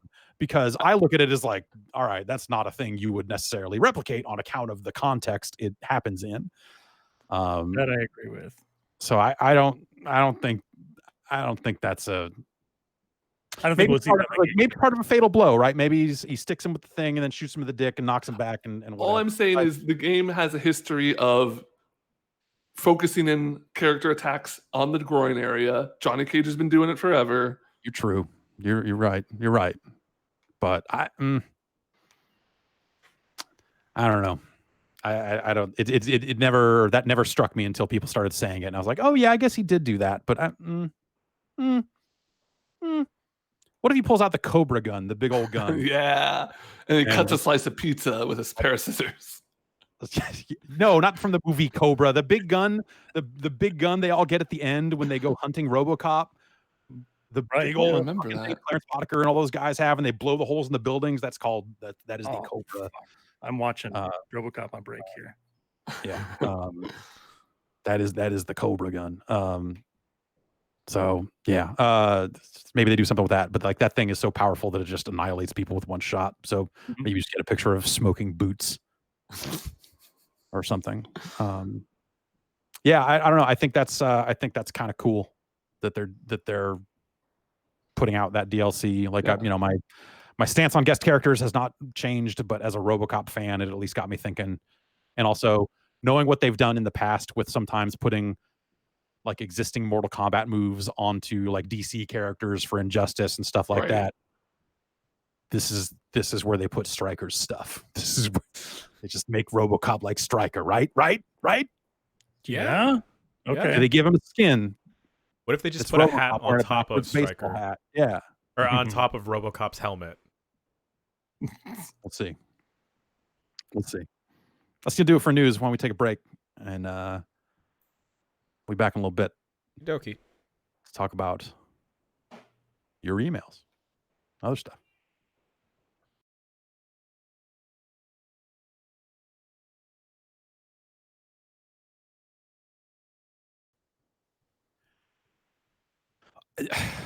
I did some wrong. I made some poor choices before the show started this morning regarding concentrated cold brew coffee. Oh, you just go for it again?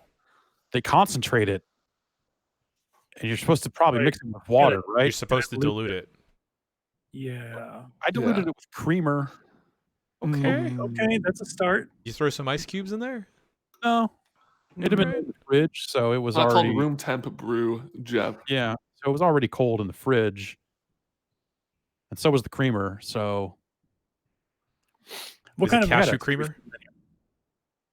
What kind of what now? Cashew creamer.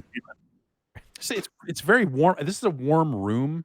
Okay. Anyway, when I close doors and stuff like that, because let's count here. We got 1, 2, 3, 4. Sure. 4 TVs, 4 screens that are usually on at a given time. Mm-hmm. And I mean, the one over there that's not plugged in, but yeah, so it's like the heat off of all of that can get real intense, but it's only been these 2 that have been on, and it's still real intense. There's a heat emanating. My jaw, I feel like a clenched jaw situation, like that kind of thing. Like it's wallet in there or something, man. A good feeling.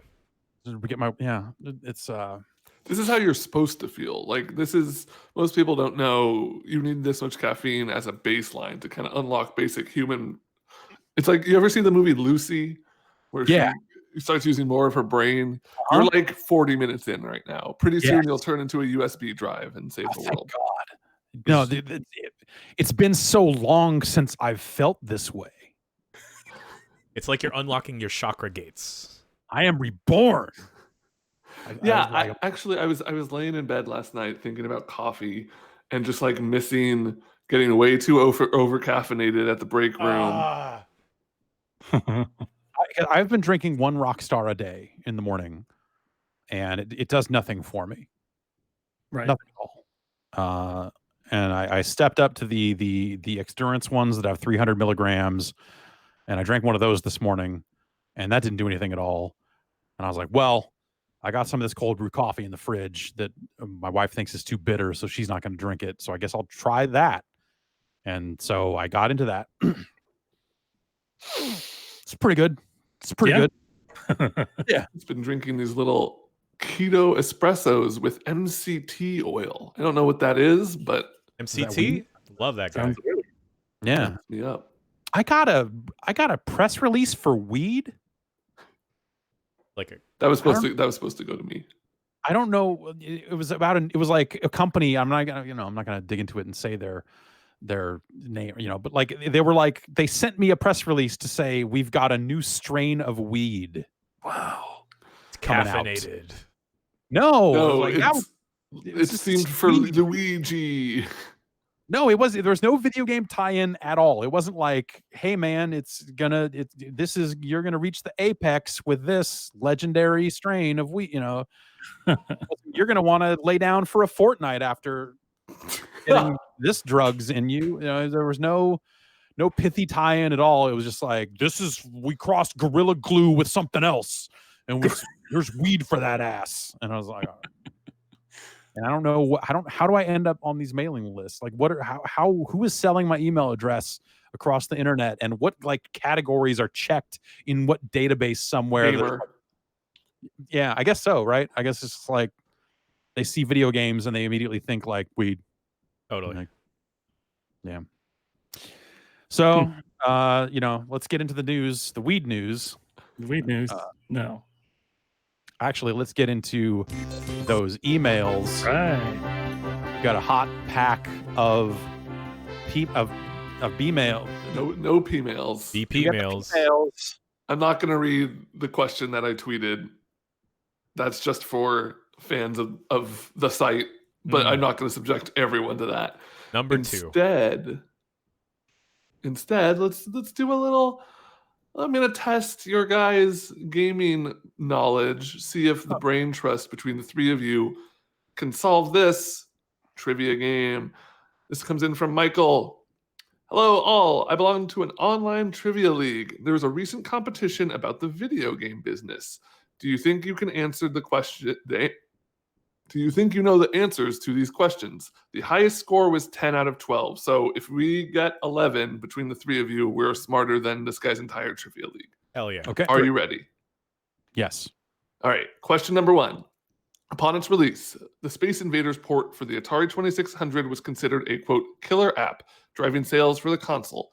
What 1993 game became the killer app driving sales of the CD-ROM drive and for several years the best-selling computer game in history? Missed is correct. That's one on the board. I wish I had like a lot of setup for a question that's not at all about the Atari or Space Invaders. That sounded like they're not all about Space Invaders and just wanted to flex. It's probably, like I feel like a good trivia question has a fact in there too, so you can learn like multiple things. Number 2, for several years in the 1970s, Lila Zinter was the highest ranked woman at any U.S. video game company and was frequently the public face of the arcade set startup where she worked, including when the company's game Death Race sparked a moral panic. What company did Zinter work at? Exidy? Exidy is correct. There we go. All right. Nice. Number 3, in Czechoslovakia in the 1980s. If wasn't in there, I would not have gotten that one. Oh, yeah. Yeah. In Czechoslovakia in the 1980s, the most popular personal computer owed some of its appeal to its small size, which made it easier to smuggle in this country. What British-made computer was it? Pico? No. I don't know. Sorry, what was the first part of the question? Basically was saying it's a small British computer? Yes, in the Spectrum? 80s. It is the Sinclair ZX Spectrum. 3 for 3. Her Interactive released the first of their highly successful Nancy Drew adaptations, Nancy Drew: Secrets Can Kill, in 1998. 2 years earlier, in 96, the company released a game adapted from a book series that was later adapted into a supernatural teen drama that aired from 2009 to 2017. What was the name of the book series? Jan, this one's all you. Can you repeat the question, please? Basically, Nancy Drew: Secrets Can Kill came out in 98. 2 years earlier, in 96, the same company released a game adapted from a book series that was later adapted to a supernatural teen drama that aired in 2009 to 2017. Did they make supernatural games? Supernatural, your final answer. If the team trusts, I trust. No. Yeah. No. Wait. 2009 to 2017. Yes. Fuck. What was big in 2009? Charmed, Buffy the Vampire Slayer. I don't know. Vampires. What's the Vampire Diaries? Yeah. Ding ding ding. Yeah. Vampire Diaries is correct. Yeah. Number 5. Team China, Angel all the way United though. States. Yeah. Yeah. Oh yeah. Fuck Spike. China, the United States, and Japan are the top 3 largest gaming economies based on revenue, followed by the Republic Korea, and then what European country?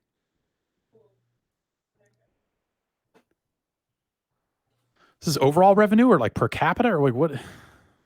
This just says based on revenue. I would guess revenue. overall. So, okay, you said, sorry, what were the first 3 you said?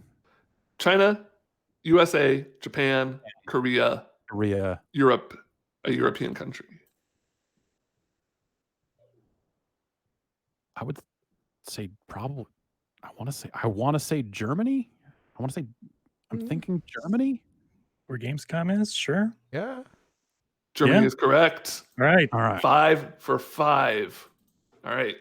What post-2000 Nintendo console was known internally by the codename Revolution? It's the Wii. Yeah. That is correct.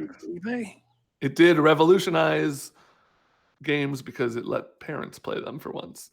Number 7. Nolan Bushnell's first video game, Computer Space, was not released by Atari, the company he founded with Ted Dabney in 1972. What company released that pre-Pong video game? I just looked at the answer. That's a clue. I laughed. What?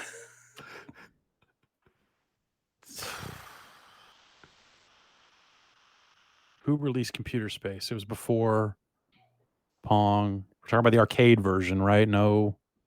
In 72, so yeah, probably. Yeah. Did that have a stand-up? Yeah.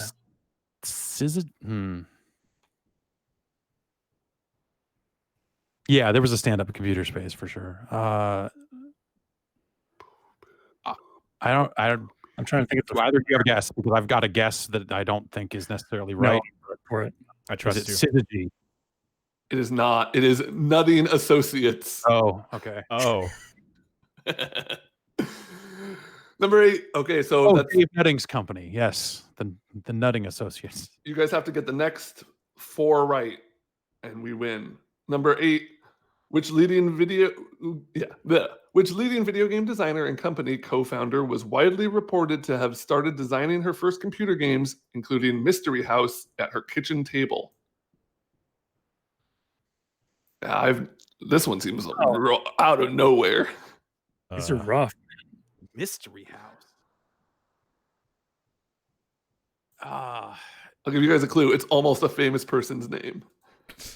Well, I guess she's famous. I shouldn't. Yeah. Is it Carol Burnett? Roberta Williams? Correct. Oh, shit. All right. Hey. In 1993, video games Robbie Williams? Sorry? Were you thinking of Robbie Williams as Robin Williams? Her name is almost... Oh, okay. You're disgusting.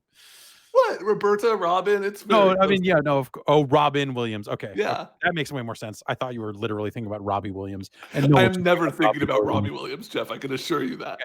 All right. In 1993, video games came under federal scrutiny during a series of congressional hearings on video game violence. While the hearings covered a number of games, there were two shown both during the hearings and a press event. Name one of these 2 games. Bonus if you can name both. Night Trap and Mortal Kombat. That is correct. Yeah. Nice. All right, just a couple more. Prior to video games' commercial success, most computer games were made to test or demonstrate computer power or function. These games were often developed on university campuses. The most famous of these was developed by a team of MIT students. What video game did they create? Did I mention a year? MIT. MIT. No year. No year. But this is very early.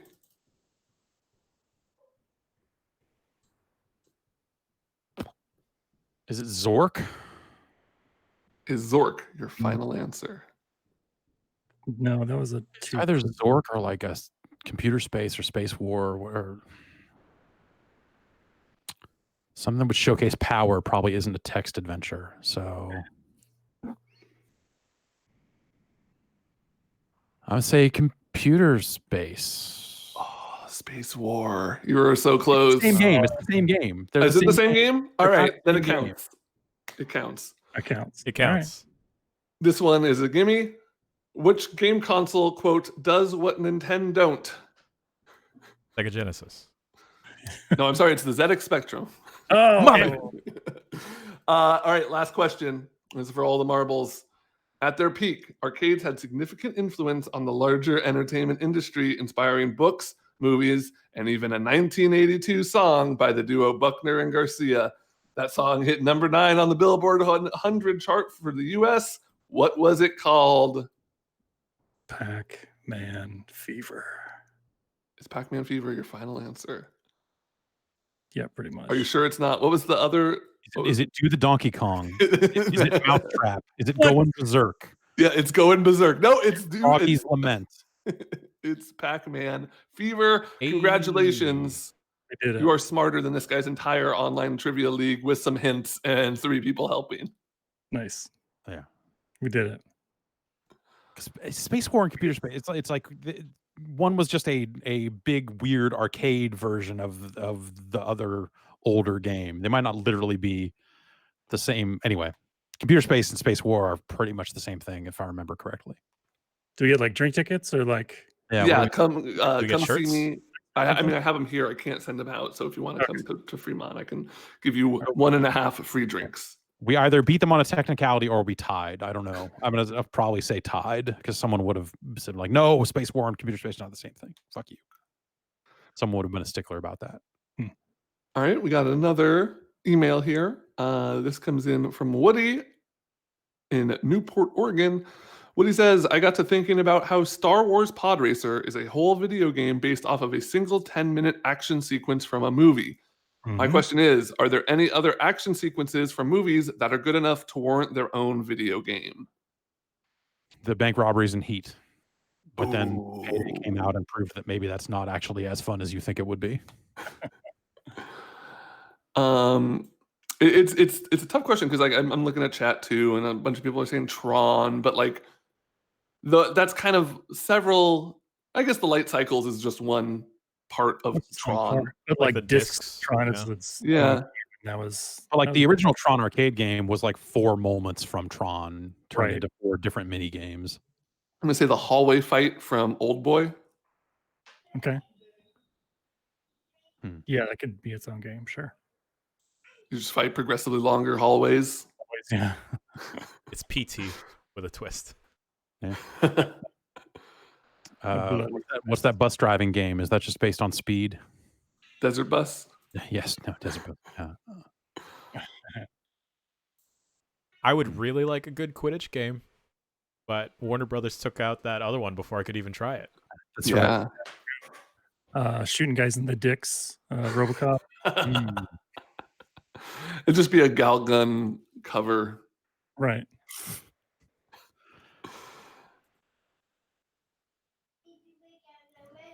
I'm surprised they haven't done like a hacking game based off of like hacking in movies in general. Yeah. There's been a few things that like maybe do like elements of that. There's that game Darknet, that VR game. Oh, you know what? That fight from Matrix 2 where they're on the backs of the semi-trucks on the highway. I would play a whole game based on that. Gang Beasts. Yeah, but like Gang Beasts, like a PvE Gang Beasts where you have to fight albino twins. I feel like that's just a mode in Gang Beasts with the right skins. All right. I love this email because it involves some digging. You know, some work was done by Joe here. Joe writes in, subject line, Waluigi.com. Hello, Bombcast. I was looking through some old Nintendo Power issues and found a section called, quote, Nintendo Power Online that showed up each month and highlighted a new Nintendo-owned domain. This was accompanied by a list of all Nintendo domains. On issue 136 in September 2000, one of the featured domains is Waluigi.com. The first thing I did when I checked the site, was check the site's current status, expecting some horrific outcome, and found that it just redirects to the game page for 1-2 Switch.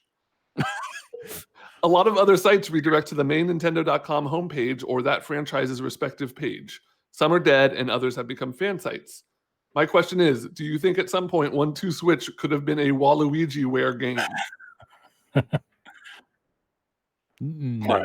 Not. I went to the Wayback Machine just to kind of look at Waluigi.com as it's progressed, and it seemed like after like 2003, it just redirected to the Mario Tennis franchise page. Which Waluigi's in there, so that makes sense. Yeah, I mean that was his first game. That's where what he showed up for. But then then the Switch before the Switch was to 1-2 Switch. What is the reason for that? Why would they do that? Someone internally on like Nintendo's like network, like ops team, IT team, whatever, is fucking hilarious.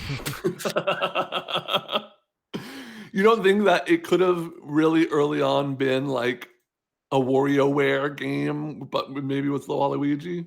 That's potentially possible, but that wouldn't have been. They would not have redirected domains about a prototype. You know, that's something that had to have happened, like as a goof, or you know, like that's someone. That's like the same reason why we have nuke.com is someone remembered it existed and like, I'm going to do this because no one's doing anything with it, and they just did it, right? That's got to be what that is. That's bizarre. Yeah, but amazing. That's pretty funny. Here's another question from Brandon. Brandon writes in and says, what do you think the Giant Bomb Megazord would look like? Would your Zords have the same aims as the original Power Rangers, or would you be up to some, quote, real shit? Okay, we need to pick color schemes first. Okay, all right. Brown. Sure. Can it be green? Brown and dark be green. Like a puke, like a bile. The Oh, Four it'd be orange. Humors, kind of. Could be like a black and orange. Is that yeah, you could be doable? black and orange. They got some like accents to it. I'll pick red. Right. Brad will stick Brad with yellow. No, silver. Silver? Yeah. Yeah, that's a good one. I want to be the non-dominant arm. I want to be the left leg. I was gonna say I wanted to be one of the legs. Okay. Yeah, I think Jan and Jason as the legs makes a lot of sense for us. You two kind of keep us grounded with your production experience. I am the non-dominant arm, the least important part of the Megazord. Brad should be the other arm. Jeff, you're the head and chest. Yeah. All right. What if we're just different garbage fast food items? Yeah, like I'm just like the head is just like a thing of French Big fries Mac. with Oh yeah. Fries would be good because you get the hair. yeah. And then like it's like the McDonald's fry like container as like the chest with like the collar, and then you have fries as the head. Okay. All right. Yeah. I want to be a shake. Yeah. I think like a cool, like you could do like a cool like crunch Christmas wrap cookie. plate on the chest. Ooh. Maybe it like opens up and fires a laser. The crunch wrap beam. Yeah. I'm just I'm just a bunch of Jack in the Box tacos. Oh yeah. Oh, that sounds great. The two legs are two tacos. I wish I had a bunch of Jack in the Box tacos right now. Oh, me too. I'm gonna speak for Brad. Brad is a mozzarella stick. All right. Yeah, he would be. So that's why I never peeled string cheese apart, because they always just seemed like unbreaded, Oh shit. mozzarella sticks. Yeah. It's like, yeah, no, I eat both the same way. Hard. Is that how you make mozzarella sticks? I don't think so. Oh man. But maybe you could. You could probably make like some You trashy totally could. mozzarella sticks without a string cheese, right? You just bread them and fry them, right? Oh no. I'm gonna need to experiment with stuff later. Here's a nice quick email I'm sure Jeff will be able to answer very succinctly. Hey Bombcast, why does Haze come up a lot in conversation? You guys reference the game quite a bit. more so than other mediocre games from the PS3 360 era, what makes Haze stand out? Corn. How bad it sucks. I mean, it's the shit. Yeah, the band Corn, like the press release for Haze being all about Korn's song for Haze, and the quote from Jonathan Davis about like hitting up that rush, and we gotta gonna have to fucking find this quote now. It's just a perfect distillation of that era of game marketing, like, and brand synergy of the time. You know, just like Korn X this mediocre shooter is kind of just like a perfect circle. Yeah, a perfect circle. Also, part of marketing for Haze. I would take Korn any day. Anyway, gaming for me is a religion, and Haze is the shit. I had to come up with a track that can hit up that kind of rush I get from the game, and I think we really rocked it, says Jonathan Davis. Really rocked it. I think we really rocked it. And then it's Haze, which is like the most generic. I played some Haze last year before, something like that. If we're cooped up much longer, I'm going to end up playing Haze again, honestly. Was it the shit? Yes. No. But it's like the most like fucking the intro to that game is so broed out, just like everyone is just boosh hooyah, like all that shit, because you're the bad guys at the beginning of that game, and then your drug, you know, because everyone is on the haze, everyone is all drugged up, so they just think they're out there being cool ass good guy murder machines, and then your drug gets inhibited somehow, and you see the world for what it really is, man, and then you fight with the rebels, and then you go kill all the fucking jocks. Basically, that's that game. Is go kill all the jocks, and then Korn did a song. They rocked a song. Yeah, I think they really rocked it. Yeah, that's why. It's because it's like because otherwise it's like one of the most forgettable like Halo knockoffs of its era. But you know, there's that, and also it's like it's sad in a way because that was the last, or what was that, the last game from Free Radical? That was from the Time Splitters developers. Oh, bummer. They then went on to put out Haze in 2008, and yeah, nobody's heard from them since. Was Haze also a PS3 exclusive? That sounds right. I think that is right. Okay, it came out on Xbox 360 as well. Did it? No, huh? No. Canceled for 360. It only came out on PS3, according to Metacritic.com, which has 0 reviews for the Xbox 360 version of Haze. But it got a Metascore of 55. Yellow. Yeah. If you want to break it down into a color. Color of Haze. Haze. It's definitely a yellow game. Color of Haze. Color of corn.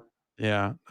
No, Haze is an extremely middling to bad game. Just like super generic across the board. That you're just like, man, and you see the twists coming from a mile away.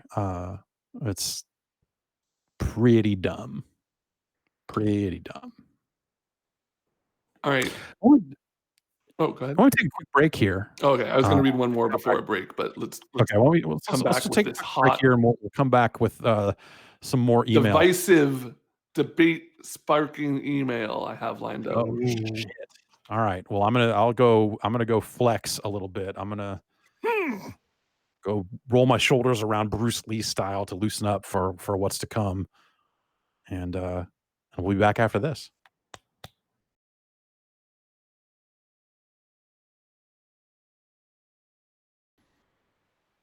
Well, like, what do you know, which King of Fighters character do you think like most, like if you were doing a tag game and you needed like a, you know, John Cena to pair off with a KOF guy, like who you?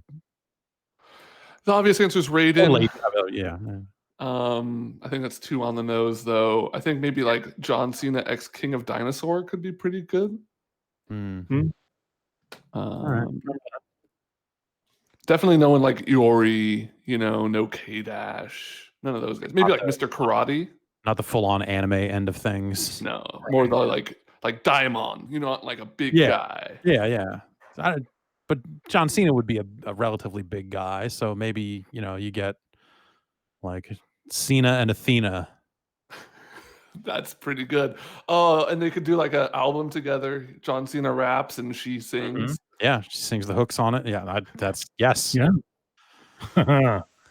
I like this. I like where this is going. Yeah. That's right.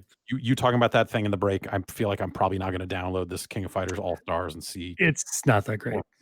No, it sounds like it's fucking terrible, honestly. But I'm enough of an idiot that I'm at least gonna. Oh, I thought that was the end of the sentence. No, that's I'm not an idiot. No, okay. No, I'm. You know what? Now that it's like, now that the Apple, the App Store mentions like what the payments are, and the thing is, purchase economy package $3.99. It's just a picture of like 9 different gems and tickets. Yep. I'm gonna maybe actually just set this down and walk away. Walk away, Jeff, while you still can. Yeah. WWE theme could have been like, I don't know, Money in the Bank briefcases instead of tickets. Well, there's 3 characters showing up in a much larger game, so they don't get their own currency. Okay. So what characters do they have? The Rock? Do they have the Rock, Cena, and was it Seth Rollins? Did I say? Yeah, I think so. Huh. Man, Their Cena model's awful. Really, just want to keep pushing Seth Rollins into everything they possibly can, huh? Just hoping that one day he'll get over some kind of hump and people will be like, "No, he's really cool. He's not a gigantic geek." Hey, what are you gonna do? You know what I'm gonna do? What are you gonna do, Ben Pack? Read another email. Right, bombcast@giantbomb.com is still the email address that you can email emails into for consideration for this email segment of this podcast. Hot debate topic is the subject line. And the debate topic is as follows. Hey, duders. This is something that fueled furious debates with my friends, colleagues, and family. If you had to choose between never eating onions or never eating potatoes ever again, which would you choose? It's a battle between this is a little editorialization by the author. It's a battle between a food staple and a flavor enhancer. I hope you fall on the correct side of this war. Jordan from London. I can't stand onions, especially if they're like uncooked.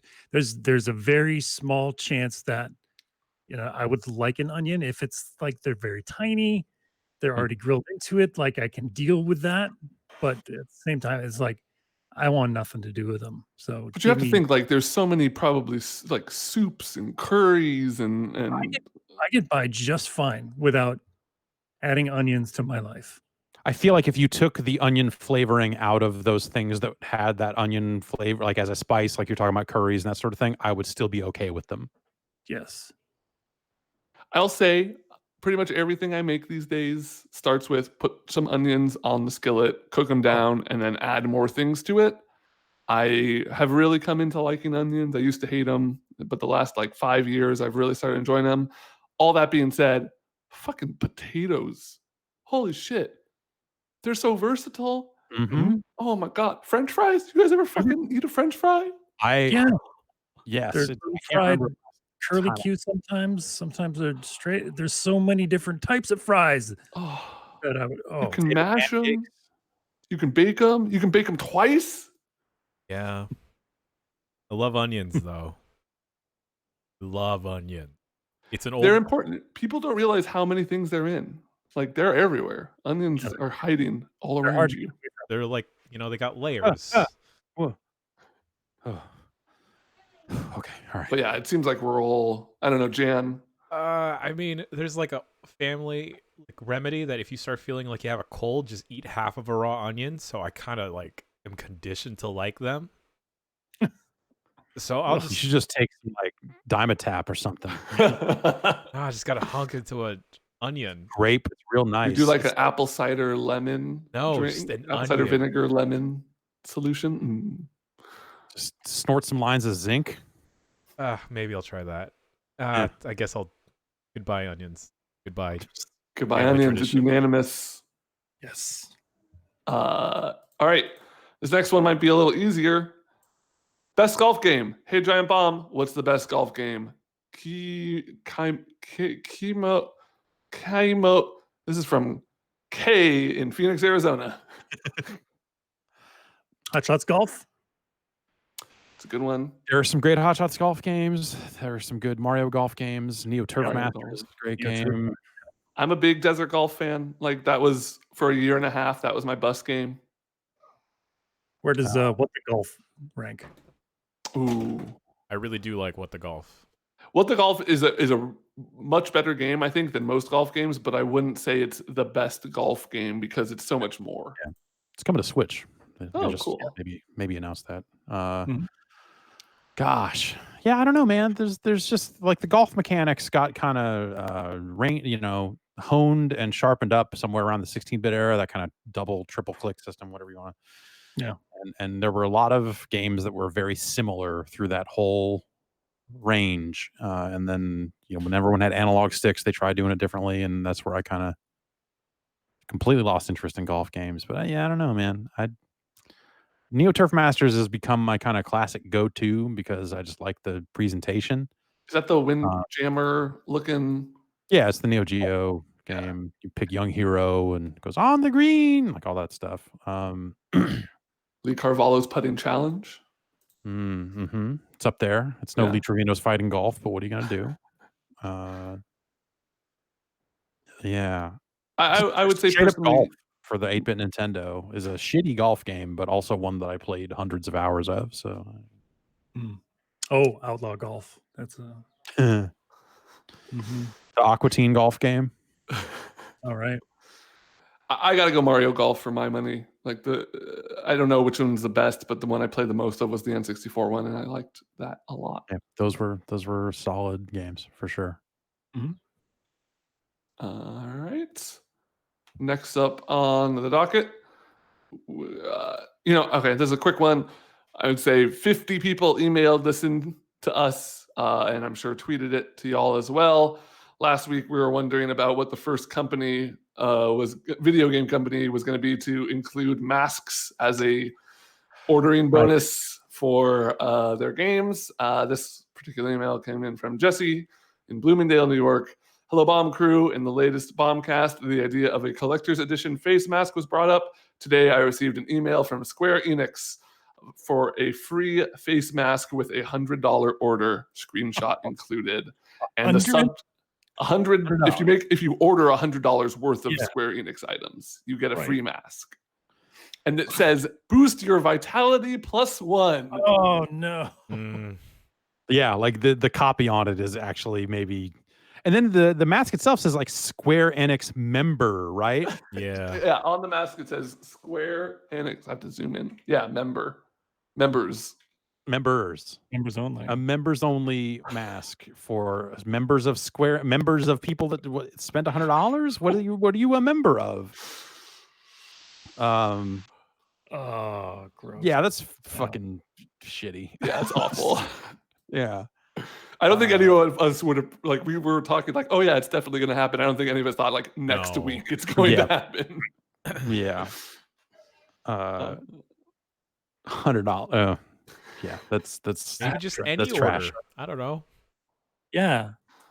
Dude, and then just charge the cost of it. Like, man. Or just don't. Just don't. Just don't. It's collector's item mask. Come on. Hey, if you spend $100, we'll give you a mask that might keep you alive. Every part of that is fucking terrible. Hey, they're not promising to keep you alive. They're promising to +1 your vitality. Not. That's right. Okay, yes. +1 to vitality. Barf. Great. Gross. Bomberinos. I spend my day job designing, building, and maintaining a railroad. I've been an avid gamer my entire life. Throughout my time as a gamer, I've seen work-based titles such as Train Simulator, Transit Tycoon, Farm Simulator, and Game Dev Tycoon. Personally, I would not get much enjoyment leaving work to come home and simulate myself working. As Game Dev Tycoon simulates the creation of video games What kind of horror show would a game based on simulating the game's media look like? Who would be the target audience that dumps thousands of hours into it? And what would someone need to do to force you to play such a game? Thanks for the enjoyment from the podcast. Mike from Berserkly. It's, like they did that. There's that game where you like simulate being a YouTube personality or whatever. Right.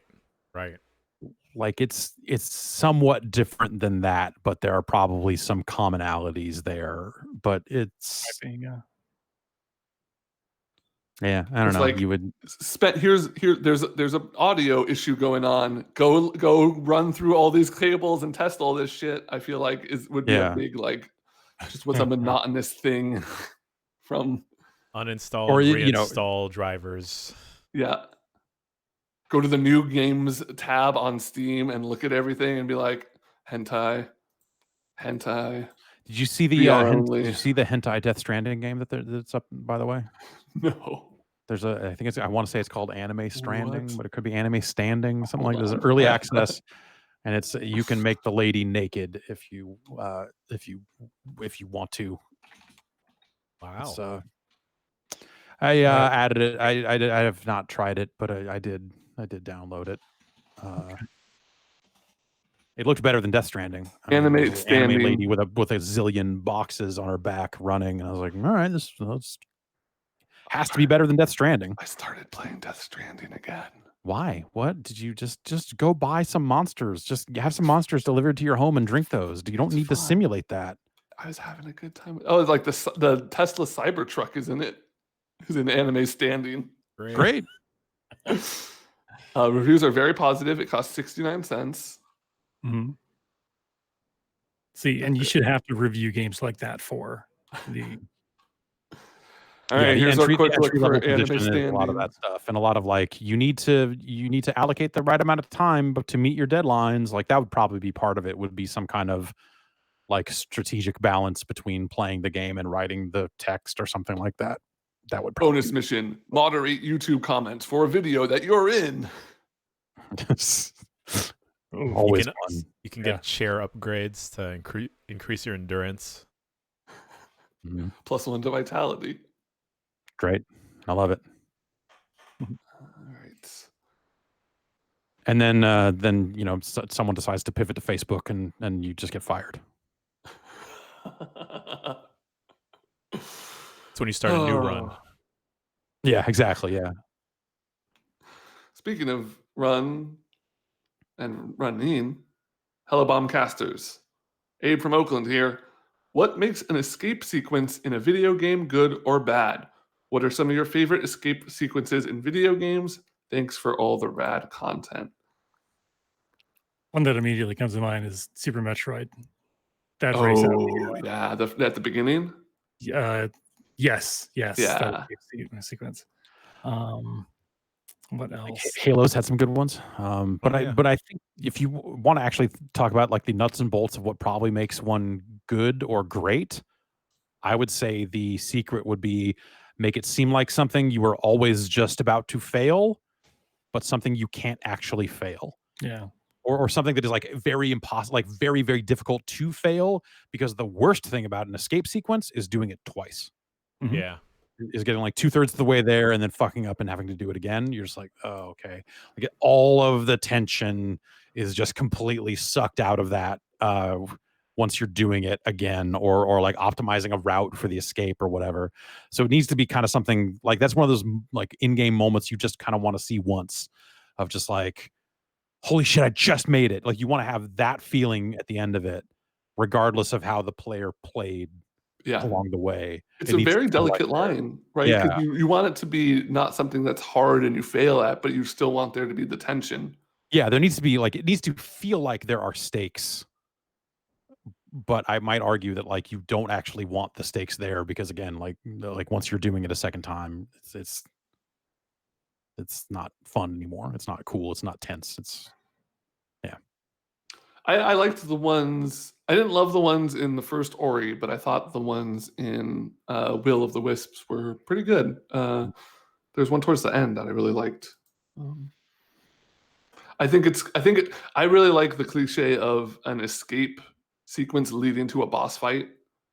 Like you're running away from something, and then something in the environment like it like forces you into a fight at the end. I think surprises you. You're like, oh, here's the door. Oh no, wait. Like, yeah, that can be cool. Okay.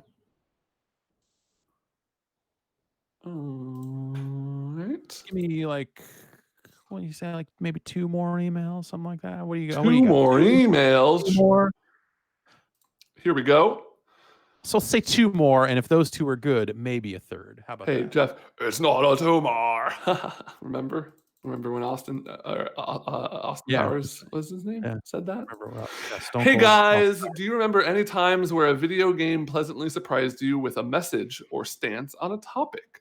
For example, I've been playing through the Yakuza series recently and am impressed with how progressive they were/are on topics such as gender identity and sexuality even back in the mid-2000s.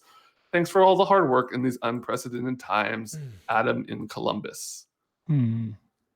I'll say the one that stands out to me, especially since I'm coming to it fresh and thinking about when it was first released, is Final Fantasy VII. A lot of stuff in there about, both like the environment, right? Like over harvesting the planet's resources and corporatization of society. I thought there was some interesting stuff in there that I wasn't expecting for especially like a Japanese game from, the 90s. Yeah. That sounds like that's an aspect of the game that it certainly existed before, but they maybe like kind of brought it into more focus or sharpened that up in a way that makes it feel a little smarter and hit a little. The Shinra stuff specifically, I get the impression that is a little more modern. Yeah, that's cool. I'm drawing a blank on this one. I don't know that I have anything for you. I play dumb games. They don't have a message. I just beat shit up in games. Death Stranding. If you carry a baby and don't fuck ghosts. Like what? Wait, what was the message in Death Stranding? Don't fuck a ghost. Or don't fuck a ghost. Do fuck a ghost. What, yeah, no, that Tonight We Riot or whatever. Is that the name of that? That just came out recently. I want to check that one out. I'm a little iffy on the message in that one. I don't know. I don't know, man. I want to smash everything. Yeah, more so. I don't want to be lumped into the ones that want haircuts. Oh boy. Oh, it's not. Yeah, no, I don't think it's that kind of game. I don't think it's that kind of game. That's not why they're rioting. It's because they want Subway. Right. Yeah, totally different. No. Yeah, I want to check that out. I've not had time to give it a look yet, but looks neat. Yeah, maybe. I don't know. Also, it's another brawler, and there's a lot of middling ass brawlers lately. It's also some good ass brawlers lately. One in particular. Yeah, River City Girls was pretty good. You're right. What's an ass brawler? It's when you kick an ass. Okay, that makes sense. Yeah. We got a question here. It's 2 questions. First one, what is this about not doubling up and sending questions to both podcasts? I'm not that creative. I tend not to come up with that many questions. And when I do, I want to know what all the wonderful podcasters I follow think about it. Bombcasters, Beastcasters, etc. Real quick to answer that one, I feel like, you guys might have different opinions than me on this one. It's like, it doesn't bother us necessarily, but it bothers the people who listen to all of the podcast and have to hear the same question over and over, right? Like, because we won't know. Right. Unless there's listen definitely cases where like someone sends in a question, we answer it, and someone's like, "Oh, they're answering the question from this other show." And it's right. Like, all right. Well, I don't know what the fuck emails they're taking on that show. Like, what the fuck, man? Sorry, go ahead. What the fuck, man? Yeah. The real question is it ever acceptable or reasonable to put salmon on pizza? I have a friend who is determined to try this today, and I think he is a madman. Cheers from Joe in Seattle. That's the dumbest thing I've ever heard. That's not. Hey, if you do it, like I would probably try a bite of that, but That doesn't sound good. Do you think it's like smoked salmon? Do you think it's like sushi kind of do nigiri either style? or, baby. You could bake it on. You could finish it with smoked salmon. The possibilities. Sushi You ever have pizza? sushi pizza? Fuck yeah. Hell yeah. What is? I'm in for it. I mean, like salmon and cream cheese go together really well. Cream cheese crust. Oh. As soon as I'm done with this shit, I'm baking one of those UFC pizzas. I'm all this pizza talks got me excited. You gonna get some fish to put on there, or some goldfish. Okay, all right, yeah, that works. Some fish sticks. God, if only back then. Yeah. All right, last email. Where did it go? Oh, you got to keep track of these things. I think I accidentally, if you're not careful. They're wiry. Deleted it. Oh, here it is. Okay. Last email. The subject line, what it means to be DS. Hi Bomb crew, please rank the following DSs in order from best to worst. Dark Souls, Dead Space, Dual Screen, DualShock, Death Stranding. Holy shit. Dual screen at the very top. Okay. Yeah, I'm with you. I mean, they literally called it the DS. The DS. Like that's everything else is just a dumb abbreviation that doesn't even count. Death Stranding, I'm going to say at the bottom. I'm fine with that. Yes. Okay. I would probably put Dark Souls at number 2 just because it's, pretty influential. I don't love that first Dark Souls as much as a lot of people, but what is can't be DualShock? It's the PlayStation controller. It's probably up there. It's one of the worst controllers. But like they made like 4 of them. I mean, yeah. Are we just talking DualShock 1 here? Because I feel like that's when people abbreviate it to DS, it's usually like the DS1, the DS3. Like they're not talking about it in terms of just DS. So I just don't think that gets used as a standalone abbreviation all that much. Let's put it number 4. Yeah, I would say in terms of like actually getting used as an abbreviation, you've got the Nintendo DS and Dark Souls, and nothing else on this list actually rates. Yeah, even here, DualShock is one word with interstitial. Oh, then it doesn't work. Yeah, Dead Space is pretty good though. Count. Dead Space is pretty good. But you're not. No one talking about Dead Space is like, oh, you into DS? Like it's just not. Like. No.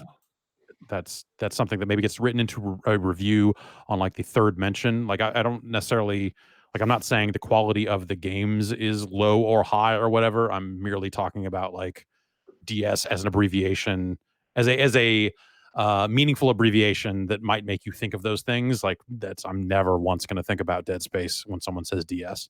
Yeah, I'm just going to think of the platform. Yeah, I'll think of the platform, and maybe in the context of the sentence, I might think of Dark Souls, but that's it. I'm like, yeah, no, the same way. Well, I guess like Gears solved the problem, right? Like by just dropping the other words. But I always thought of Gears of War as the GOW abbreviation, and not God of War. So it was always confusing when people were talking about GOW on the PlayStation. I was like, well, there were those rumors that did almost happen at one point, apparently. But no, God of War. I'm like, okay, well, whatever. God of War. Come on, man. Chainsaw guns. What are we talking about here? If you gave Kratos a chainsaw gun, maybe you'd have something. But alas. All right. Well, I think that's going to do it for emails. Close up the email book. Zip it up. I just remembered that I gotta. They want to migrate something about that email address, and I started responding to their email and never got back to them, and now I need to. When corporations merge, all sorts of things happen with email addresses and all sorts of other stuff. So at some point, I gotta write Bob Live himself wants control over Bombcast at giantbomb.com. Yeah, he needs it for a thing he's doing. So you can't log into the Slack, and you get terrified that it's something worse than migration stuff. It's yeah. I Just remembered that. All right. Anyway, bombcast@giantbomb.com will remain the forward-facing email address for that account. So don't worry about that. Send your emails into that address, and it will get to us, and that's very exciting. Some way. Y'all been streaming some games. Jan, you've been playing this Bloodborne. How's it going? Yo, okay. So through osmosis, the only couple things I've picked up about Bloodborne over the years is Cthulhu, Kirkhammer, Ludwig's Blade. It's like Dark Souls, but the PS4. Mm-hmm. Where I'm at in the game, I have no clue what is going on in the game. Because now... Good. I thought people were just goofing with me, that there were like aliens and stuff. And like I knew like there was like a lot of Cthulhu inspired crap of squid people monsters, but like the fuck? Like I walked in through a hallway, I skipped past like this evil pig that wanted to eat me, and now like there's just a bunch of mushroom aliens. And then yesterday, like there was like a woman writhing on a bed, and then chat told me like go ahead and like put her out of her misery, and then I picked up an item and it was an umbilical cord. It's pretty gross, but you need it. Did you eat it? I ate it because people told me to eat it. There's a lot of protein in there. That doesn't sound like a good reason to have eaten an umbilical cord, just because a lot of people said to do it. I don't know, give in to peer pressure really easy. Okay, fair enough. All right. Would you put that on a pizza? Is that like, do you put that on with the salmon, or what do you what are we doing? That's called the Death Stranding. Oh. Nice. Yeah, that game's like pretty neat. It's not something I normally play because of how many times I want to like bash my head against the wall with it, but like I'm having a lot of fun. That it makes me curious about trying like the previous Souls games or like Sekiro more specifically. Bloodborne led me to Sekiro for sure, but I ended up not. I was in the same boat as you, where Bloodborne was the first one of those that really made sense to me. But I did try to maybe play a little bit of Dark Souls 3 and 2 and stuff afterwards to try to see like if that like made it all make sense for me. Yeah, and it didn't do it. So, but I give it a shot for sure. But for me, it didn't pull me in any directions other than Sekiro, which I actually fell off of. I'm pretty quick also, but Sekiro seems like the one that is the most like polarizing. Like I played Bloodborne very much as a get in that ass kind of game, right? I mean, that's that's that. So, that's I think why that game worked for me and why Sekiro was appealing. But yeah, I don't know. Maybe I don't know. I like Neo 1. Like I haven't played Neo 2. It's probably there are asses to get in that game for sure. Mm-hmm. You want to get in some ass, but Neo's a lot of numbers and bullshit. I feel like there's a lot of, I don't know. I feel like the upgrade tree in Neo was like just maybe a little too much in some areas in terms of what you were learning and how you were learning it. It was just a little too much, but it comes at you fast, and it's like it's too much of a break in the action. But you can play it fast and loose and just like focus on a couple different things. Oh. Cool. Yeah. And Ben, you're playing some Fallout 2 lately. Is that... Yeah. Randomly popped into that. And boy, is that a computer game from 1998. Yeah. Back when it mattered, man. It's really made me like, I grew up with console games in the late 90s to mid 2000s. Like just so many basic things not having in that game, like not having a quest log or a mini map with like objective markers, and just having to kind of keep track of all of that stuff makes it feel like such a different experience than any modern games, really. Right. But I'm loving it. It's fun. I'm playing that at the same time as New Vegas, and a lot of people said New Vegas is really like the spiritual successor to the old Fallouts in terms of like obviously not gameplay, like it's like 3, but it's more of like just like kind of you can talk your way out of a lot of more situations, and the storylines are a little more complex and that sort of stuff. And as somebody who started with those later Fallout games, like I totally feel that spirit of that old, like I'm playing this old Fallout and being like, they did a fairly good job of like keeping a lot of these feelings alive. I just met Michael Dorf. There's a fucking super mutant voiced by Worf. Yeah.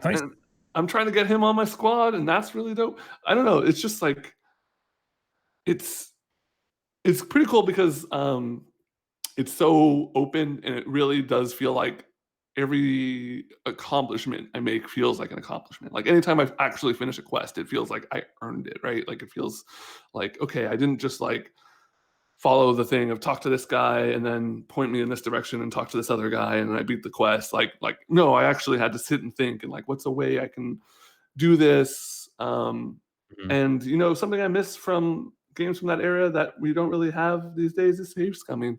I love doing it. I fucking love failing a pickpocket check and reloading a save just to like just to like not even as a like, oh, I have to get it perfectly, but it lets me have the freedom of like, I wonder if I could theoretically get away with this and be like, oh no, it's actually turned the entire town hostile against me and I need to leave immediately. Yeah. There's something, like I when it comes to games like that where like you might want to save scum or just like the kind of speech checks and that sort of stuff, like I always want to poke at it and just see the systems work. There's definitely an element of that. So just like I want to see if I can get away with this, but then I also have an outcome in mind, and if I don't get it, like I'm just like I'm gonna reload and either not do the thing a second time. Like I'm when you can save scum, I'm very bad about living with the consequences of an action, because especially like Outer Worlds, I ran into this a little bit, but I didn't save scum to necessarily pull it off. It was more like you would get that notification of just like, oh, you need to have your stats up to this level if you want to speech your way around this thing. Yeah. And I would be like, oh, well, I'm gonna like leave this speech, I'm gonna leave this conversation right now and not go do it for 2 more levels and leave a person standing there in the world while I go level up twice somewhere else and then come back and say, yes, I just shot this guy. Which, you know, is like from a gameplay, like a story perspective, it's just stupid.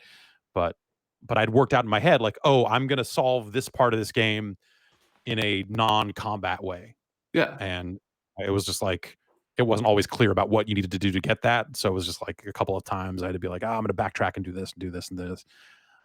Because that was the outcome I needed to have in that part of the game. So yeah, I get it for sure. It also made me really appreciate Disco Elysium for how they handle like failed skill checks. Like in a game where like Fallout 2 is very binary, right? You pass or fail, and there's not a lot of like fluidity to it, but it just shows kind of how you can take an old format like that, like the CRPG, and there is still room to kind of iterate on the experience of it. It's like having a cool DM who's just like, you fucked that up, but this other thing happened. Isn't that cool? Yeah, I think that's the promise of the whole concept, that we're getting closer now. But like Disco Elysium still like, well, maybe that's unfair. I was gonna say Disco Elysium has to be like a relatively smaller experience to pull off that range of choice. So yeah, no, definitely. Like there's fewer characters and spaces. Not to say it doesn't work. I mean, it's still doing impressive stuff. It's just, you know, hitting a game that even reaches like a Fallout 2 scale, which is, you know, not massive. Would be a lot harder to if you had to live with every single choice, or you could live with all those failed checks and having all those checks and all that stuff. Maybe that wouldn't. Anyway, they do some of that. Yeah, Jeff, that was always the dream, right? Was like I just want to do whatever and have the game react to whatever I'm doing, and, you know, in a realistic, meaningful way that is like relevant to the story and all that stuff. That was what they were kind of promising with like Dying Light 2, and then there was that story going around last week about like, oh, maybe that game's on fire or something, or maybe not, depending on who translates the article. I don't know. I don't know where that landed, but that sounded messy. Jeff, how's Super Mario Bros. Special going? I was concerned while watching you play that. So I'm at a crossroads with that thing, man. So I had, every time I streamed it, I've been starting from the beginning, because I wanted to try to finish it. And I wanted to leave the retro achievements hardcore mode turned on, which disables save states. And so I got to 8-1. I got to what I think is probably the final world of that game last time I played it. And I ended up, you can make save states, you just can't load them in that mode. So I made a save state, and I'm thinking I might just load it up and just try to see the rest of the game. And then from there decide like, okay, because, you know, we're generally streaming in like 2-hour chunks, you know, just the way the schedule is being broken up these days. And I think a run of that would take longer than 2 hours. And I don't want to stream it again and then get to the exact same spot, or maybe like one level further and be like, all right, I'm out of time, gotta go. So that's why I'm thinking that I'll just kind of pick up the save state where I left off, just to kind of, just the logistics of it are what they are, and then beat it. And then maybe from there start thinking about like, okay, now that I've finished this game, how fast can I do it?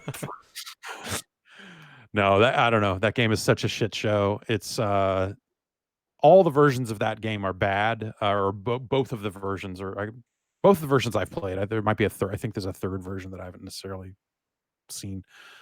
For people that don't know, Hudson Soft made a Super Mario Brothers game that ran on Japanese computers, and it has its own levels. It has some unique enemies that are like pulled from Donkey Kong and the original Mario Brothers, like pre-Super Mario Brothers, that they've kind of thrown in there for good measure. Some additional power-ups and stuff, like the hammer from Donkey Kong is in there in a couple of spots, which is insane. But also runs on Japanese computers, and they were a little underpowered, so the game runs like trash. It doesn't, like, you get to the edge of the screen and then it scrolls kind of one screen at a time and redraws the whole screen. And so there's a lot of blind jumps and the enemies and just trash. And then on top of that, the player movement is just some of the worst, like unresponsive jump button, like just it's a mess. And it's like exciting how fucking broken it is. And now that I'm most of the way through it, like I have to finish that game one way or the other. So I don't know if I'm gonna play more of that this week or not. I might play it on Wednesday. I'm not sure yet. I'm not sure yet, but I'm getting pretty close. Jason, what have you been up to lately? I just started a playthrough of Dragon's Dogma. Right. And I'm only about an hour in. And yeah, I had to cut my stream short last week, and I haven't been able to touch it really much since. So we're just going to pick that up later on today, and I might stick with that this week. But we'll be bouncing around, I think. But it's a long game. But then again, I don't know how long we're going to be doing this. Yeah. So maybe we will get through it. Who knows? Yeah, but I know. Ben, you muted yourself. I was going to say, if you guys saw that thing, that Twitter is letting people indefinitely work from home now, just forever. Right. That's crazy. Like, hey, we've changed the way we do business, and it seems to be working well enough that they're just going to do it. Yeah. I guess I mean, yeah, there are plenty of jobs where I feel like working remotely makes a ton of sense, just as long as people are getting the work done, right? Yeah. And like that aspect of it, I think, was the thing people were always worried about, was like, oh, we're going to send everybody home and no one's going to do shit. But if stuff's getting done, then stuff's getting done. I think for us, like, I don't think I would want to do that. I wouldn't want to indefinitely do that. I really like what we got going on though right now. It's fun. Yeah. For what it is, it's working. Yeah, I think this will probably change the way we do stuff going forward, one way or the other, in some way. But but I definitely miss being in actual proximity to people, especially for podcasts. I think that's I feel like we're doing fine here with the remote stuff, and it works, but it's not as quick. It's not as snappy. There's the latency involved is just enough to ruin joke timing just one too many times and goofy shit like that. But I've thought about printing y'all's pictures next to my camera so I can just look at y'all when you guys are talking. But then I realized that would only apply to me. I'd just be facing in different directions when people are talking. I thought about what if I got you all to record a bunch of stuff and put that on my soundboard. Like, what do you think about that, Jan? And you say, you're right. You're always right. Just like useful stuff like that to reinforce my opinions. You're right. You're always right. Great. Terrific. Okay. And you sounded like you meant it too, which is even better. Yeah, it's fucking weird, and figuring out what like this like not E3 looks like also is kind of the other the other thing, you know, we talked over that Xbox stream last week. I think we'll be looking to do more of that as this stuff kind of rolls along, and then figuring out, you know, what else we do on top of that, like interview wise and that sort of stuff is stuff we're kind of still kind of thinking through, like, because you know, you can't do the night show with everyone in separate locations. That type of casual thing, I think, has just there's a requirement to get that vibe that I think trying to duplicate it in a video call like this would just come out kind of sad. So I think there's some more thinking that has to go into what that stuff looks like, but that's kind of where we're at with whatever the E3 stuff is, and or the not, no one's even calling it E3. You know, it's like whatever. Everyone's got their own weird name for it. It's a bizarre, like every outlet and showcase, has their own name for. We are also going to simultaneously stream everyone's press conferences, and we've come up with our own branding around it. Is just like, all right, sure. But yeah, I don't know. We're out here doing our thing. We hope everyone at home is you know, staying safe and staying secure, and it's fucking wild ass times, and yeah. Thanks everybody for hanging out. Hey, Giant Bomb premium memberships are on sale. That's a bad way into this stuff. That's like fucking get our Vitality +1 mask or whatever, but I feel like I should mention it. Month of May, all that stuff's on sale. giantbomb.com/upgrade if you want more information about that. But yeah, we're doing our thing. And who's Jason? Are you? Well, the after show's up next, and then Jason, show, and then me. Yeah, you're gonna crawl over some monsters or something. Mm-hmm. Then I'm gonna have a little party by myself. Sometimes those are the best parties, I find, because you can do whatever you want. You don't have to worry about what anybody else is into. If you want to play the worst Japanese home computer game world, you can just do it. No one can stop you. No one can. I will say for the aftermath, right after this, we have figured out a way to get callers back. So we'll post directions about that and talk about it at the top of the show. But yeah. Cool. All right. Well, all right. We'll be back next week with another episode of the Giant Bombcast. Hopefully, Brad Shoemaker will be with us. I hope sincerely that oh God, Brad, please come back. Oh God. And we'll be back next week with another episode of the show. Aftermath after this. Stay tuned, and we'll see you.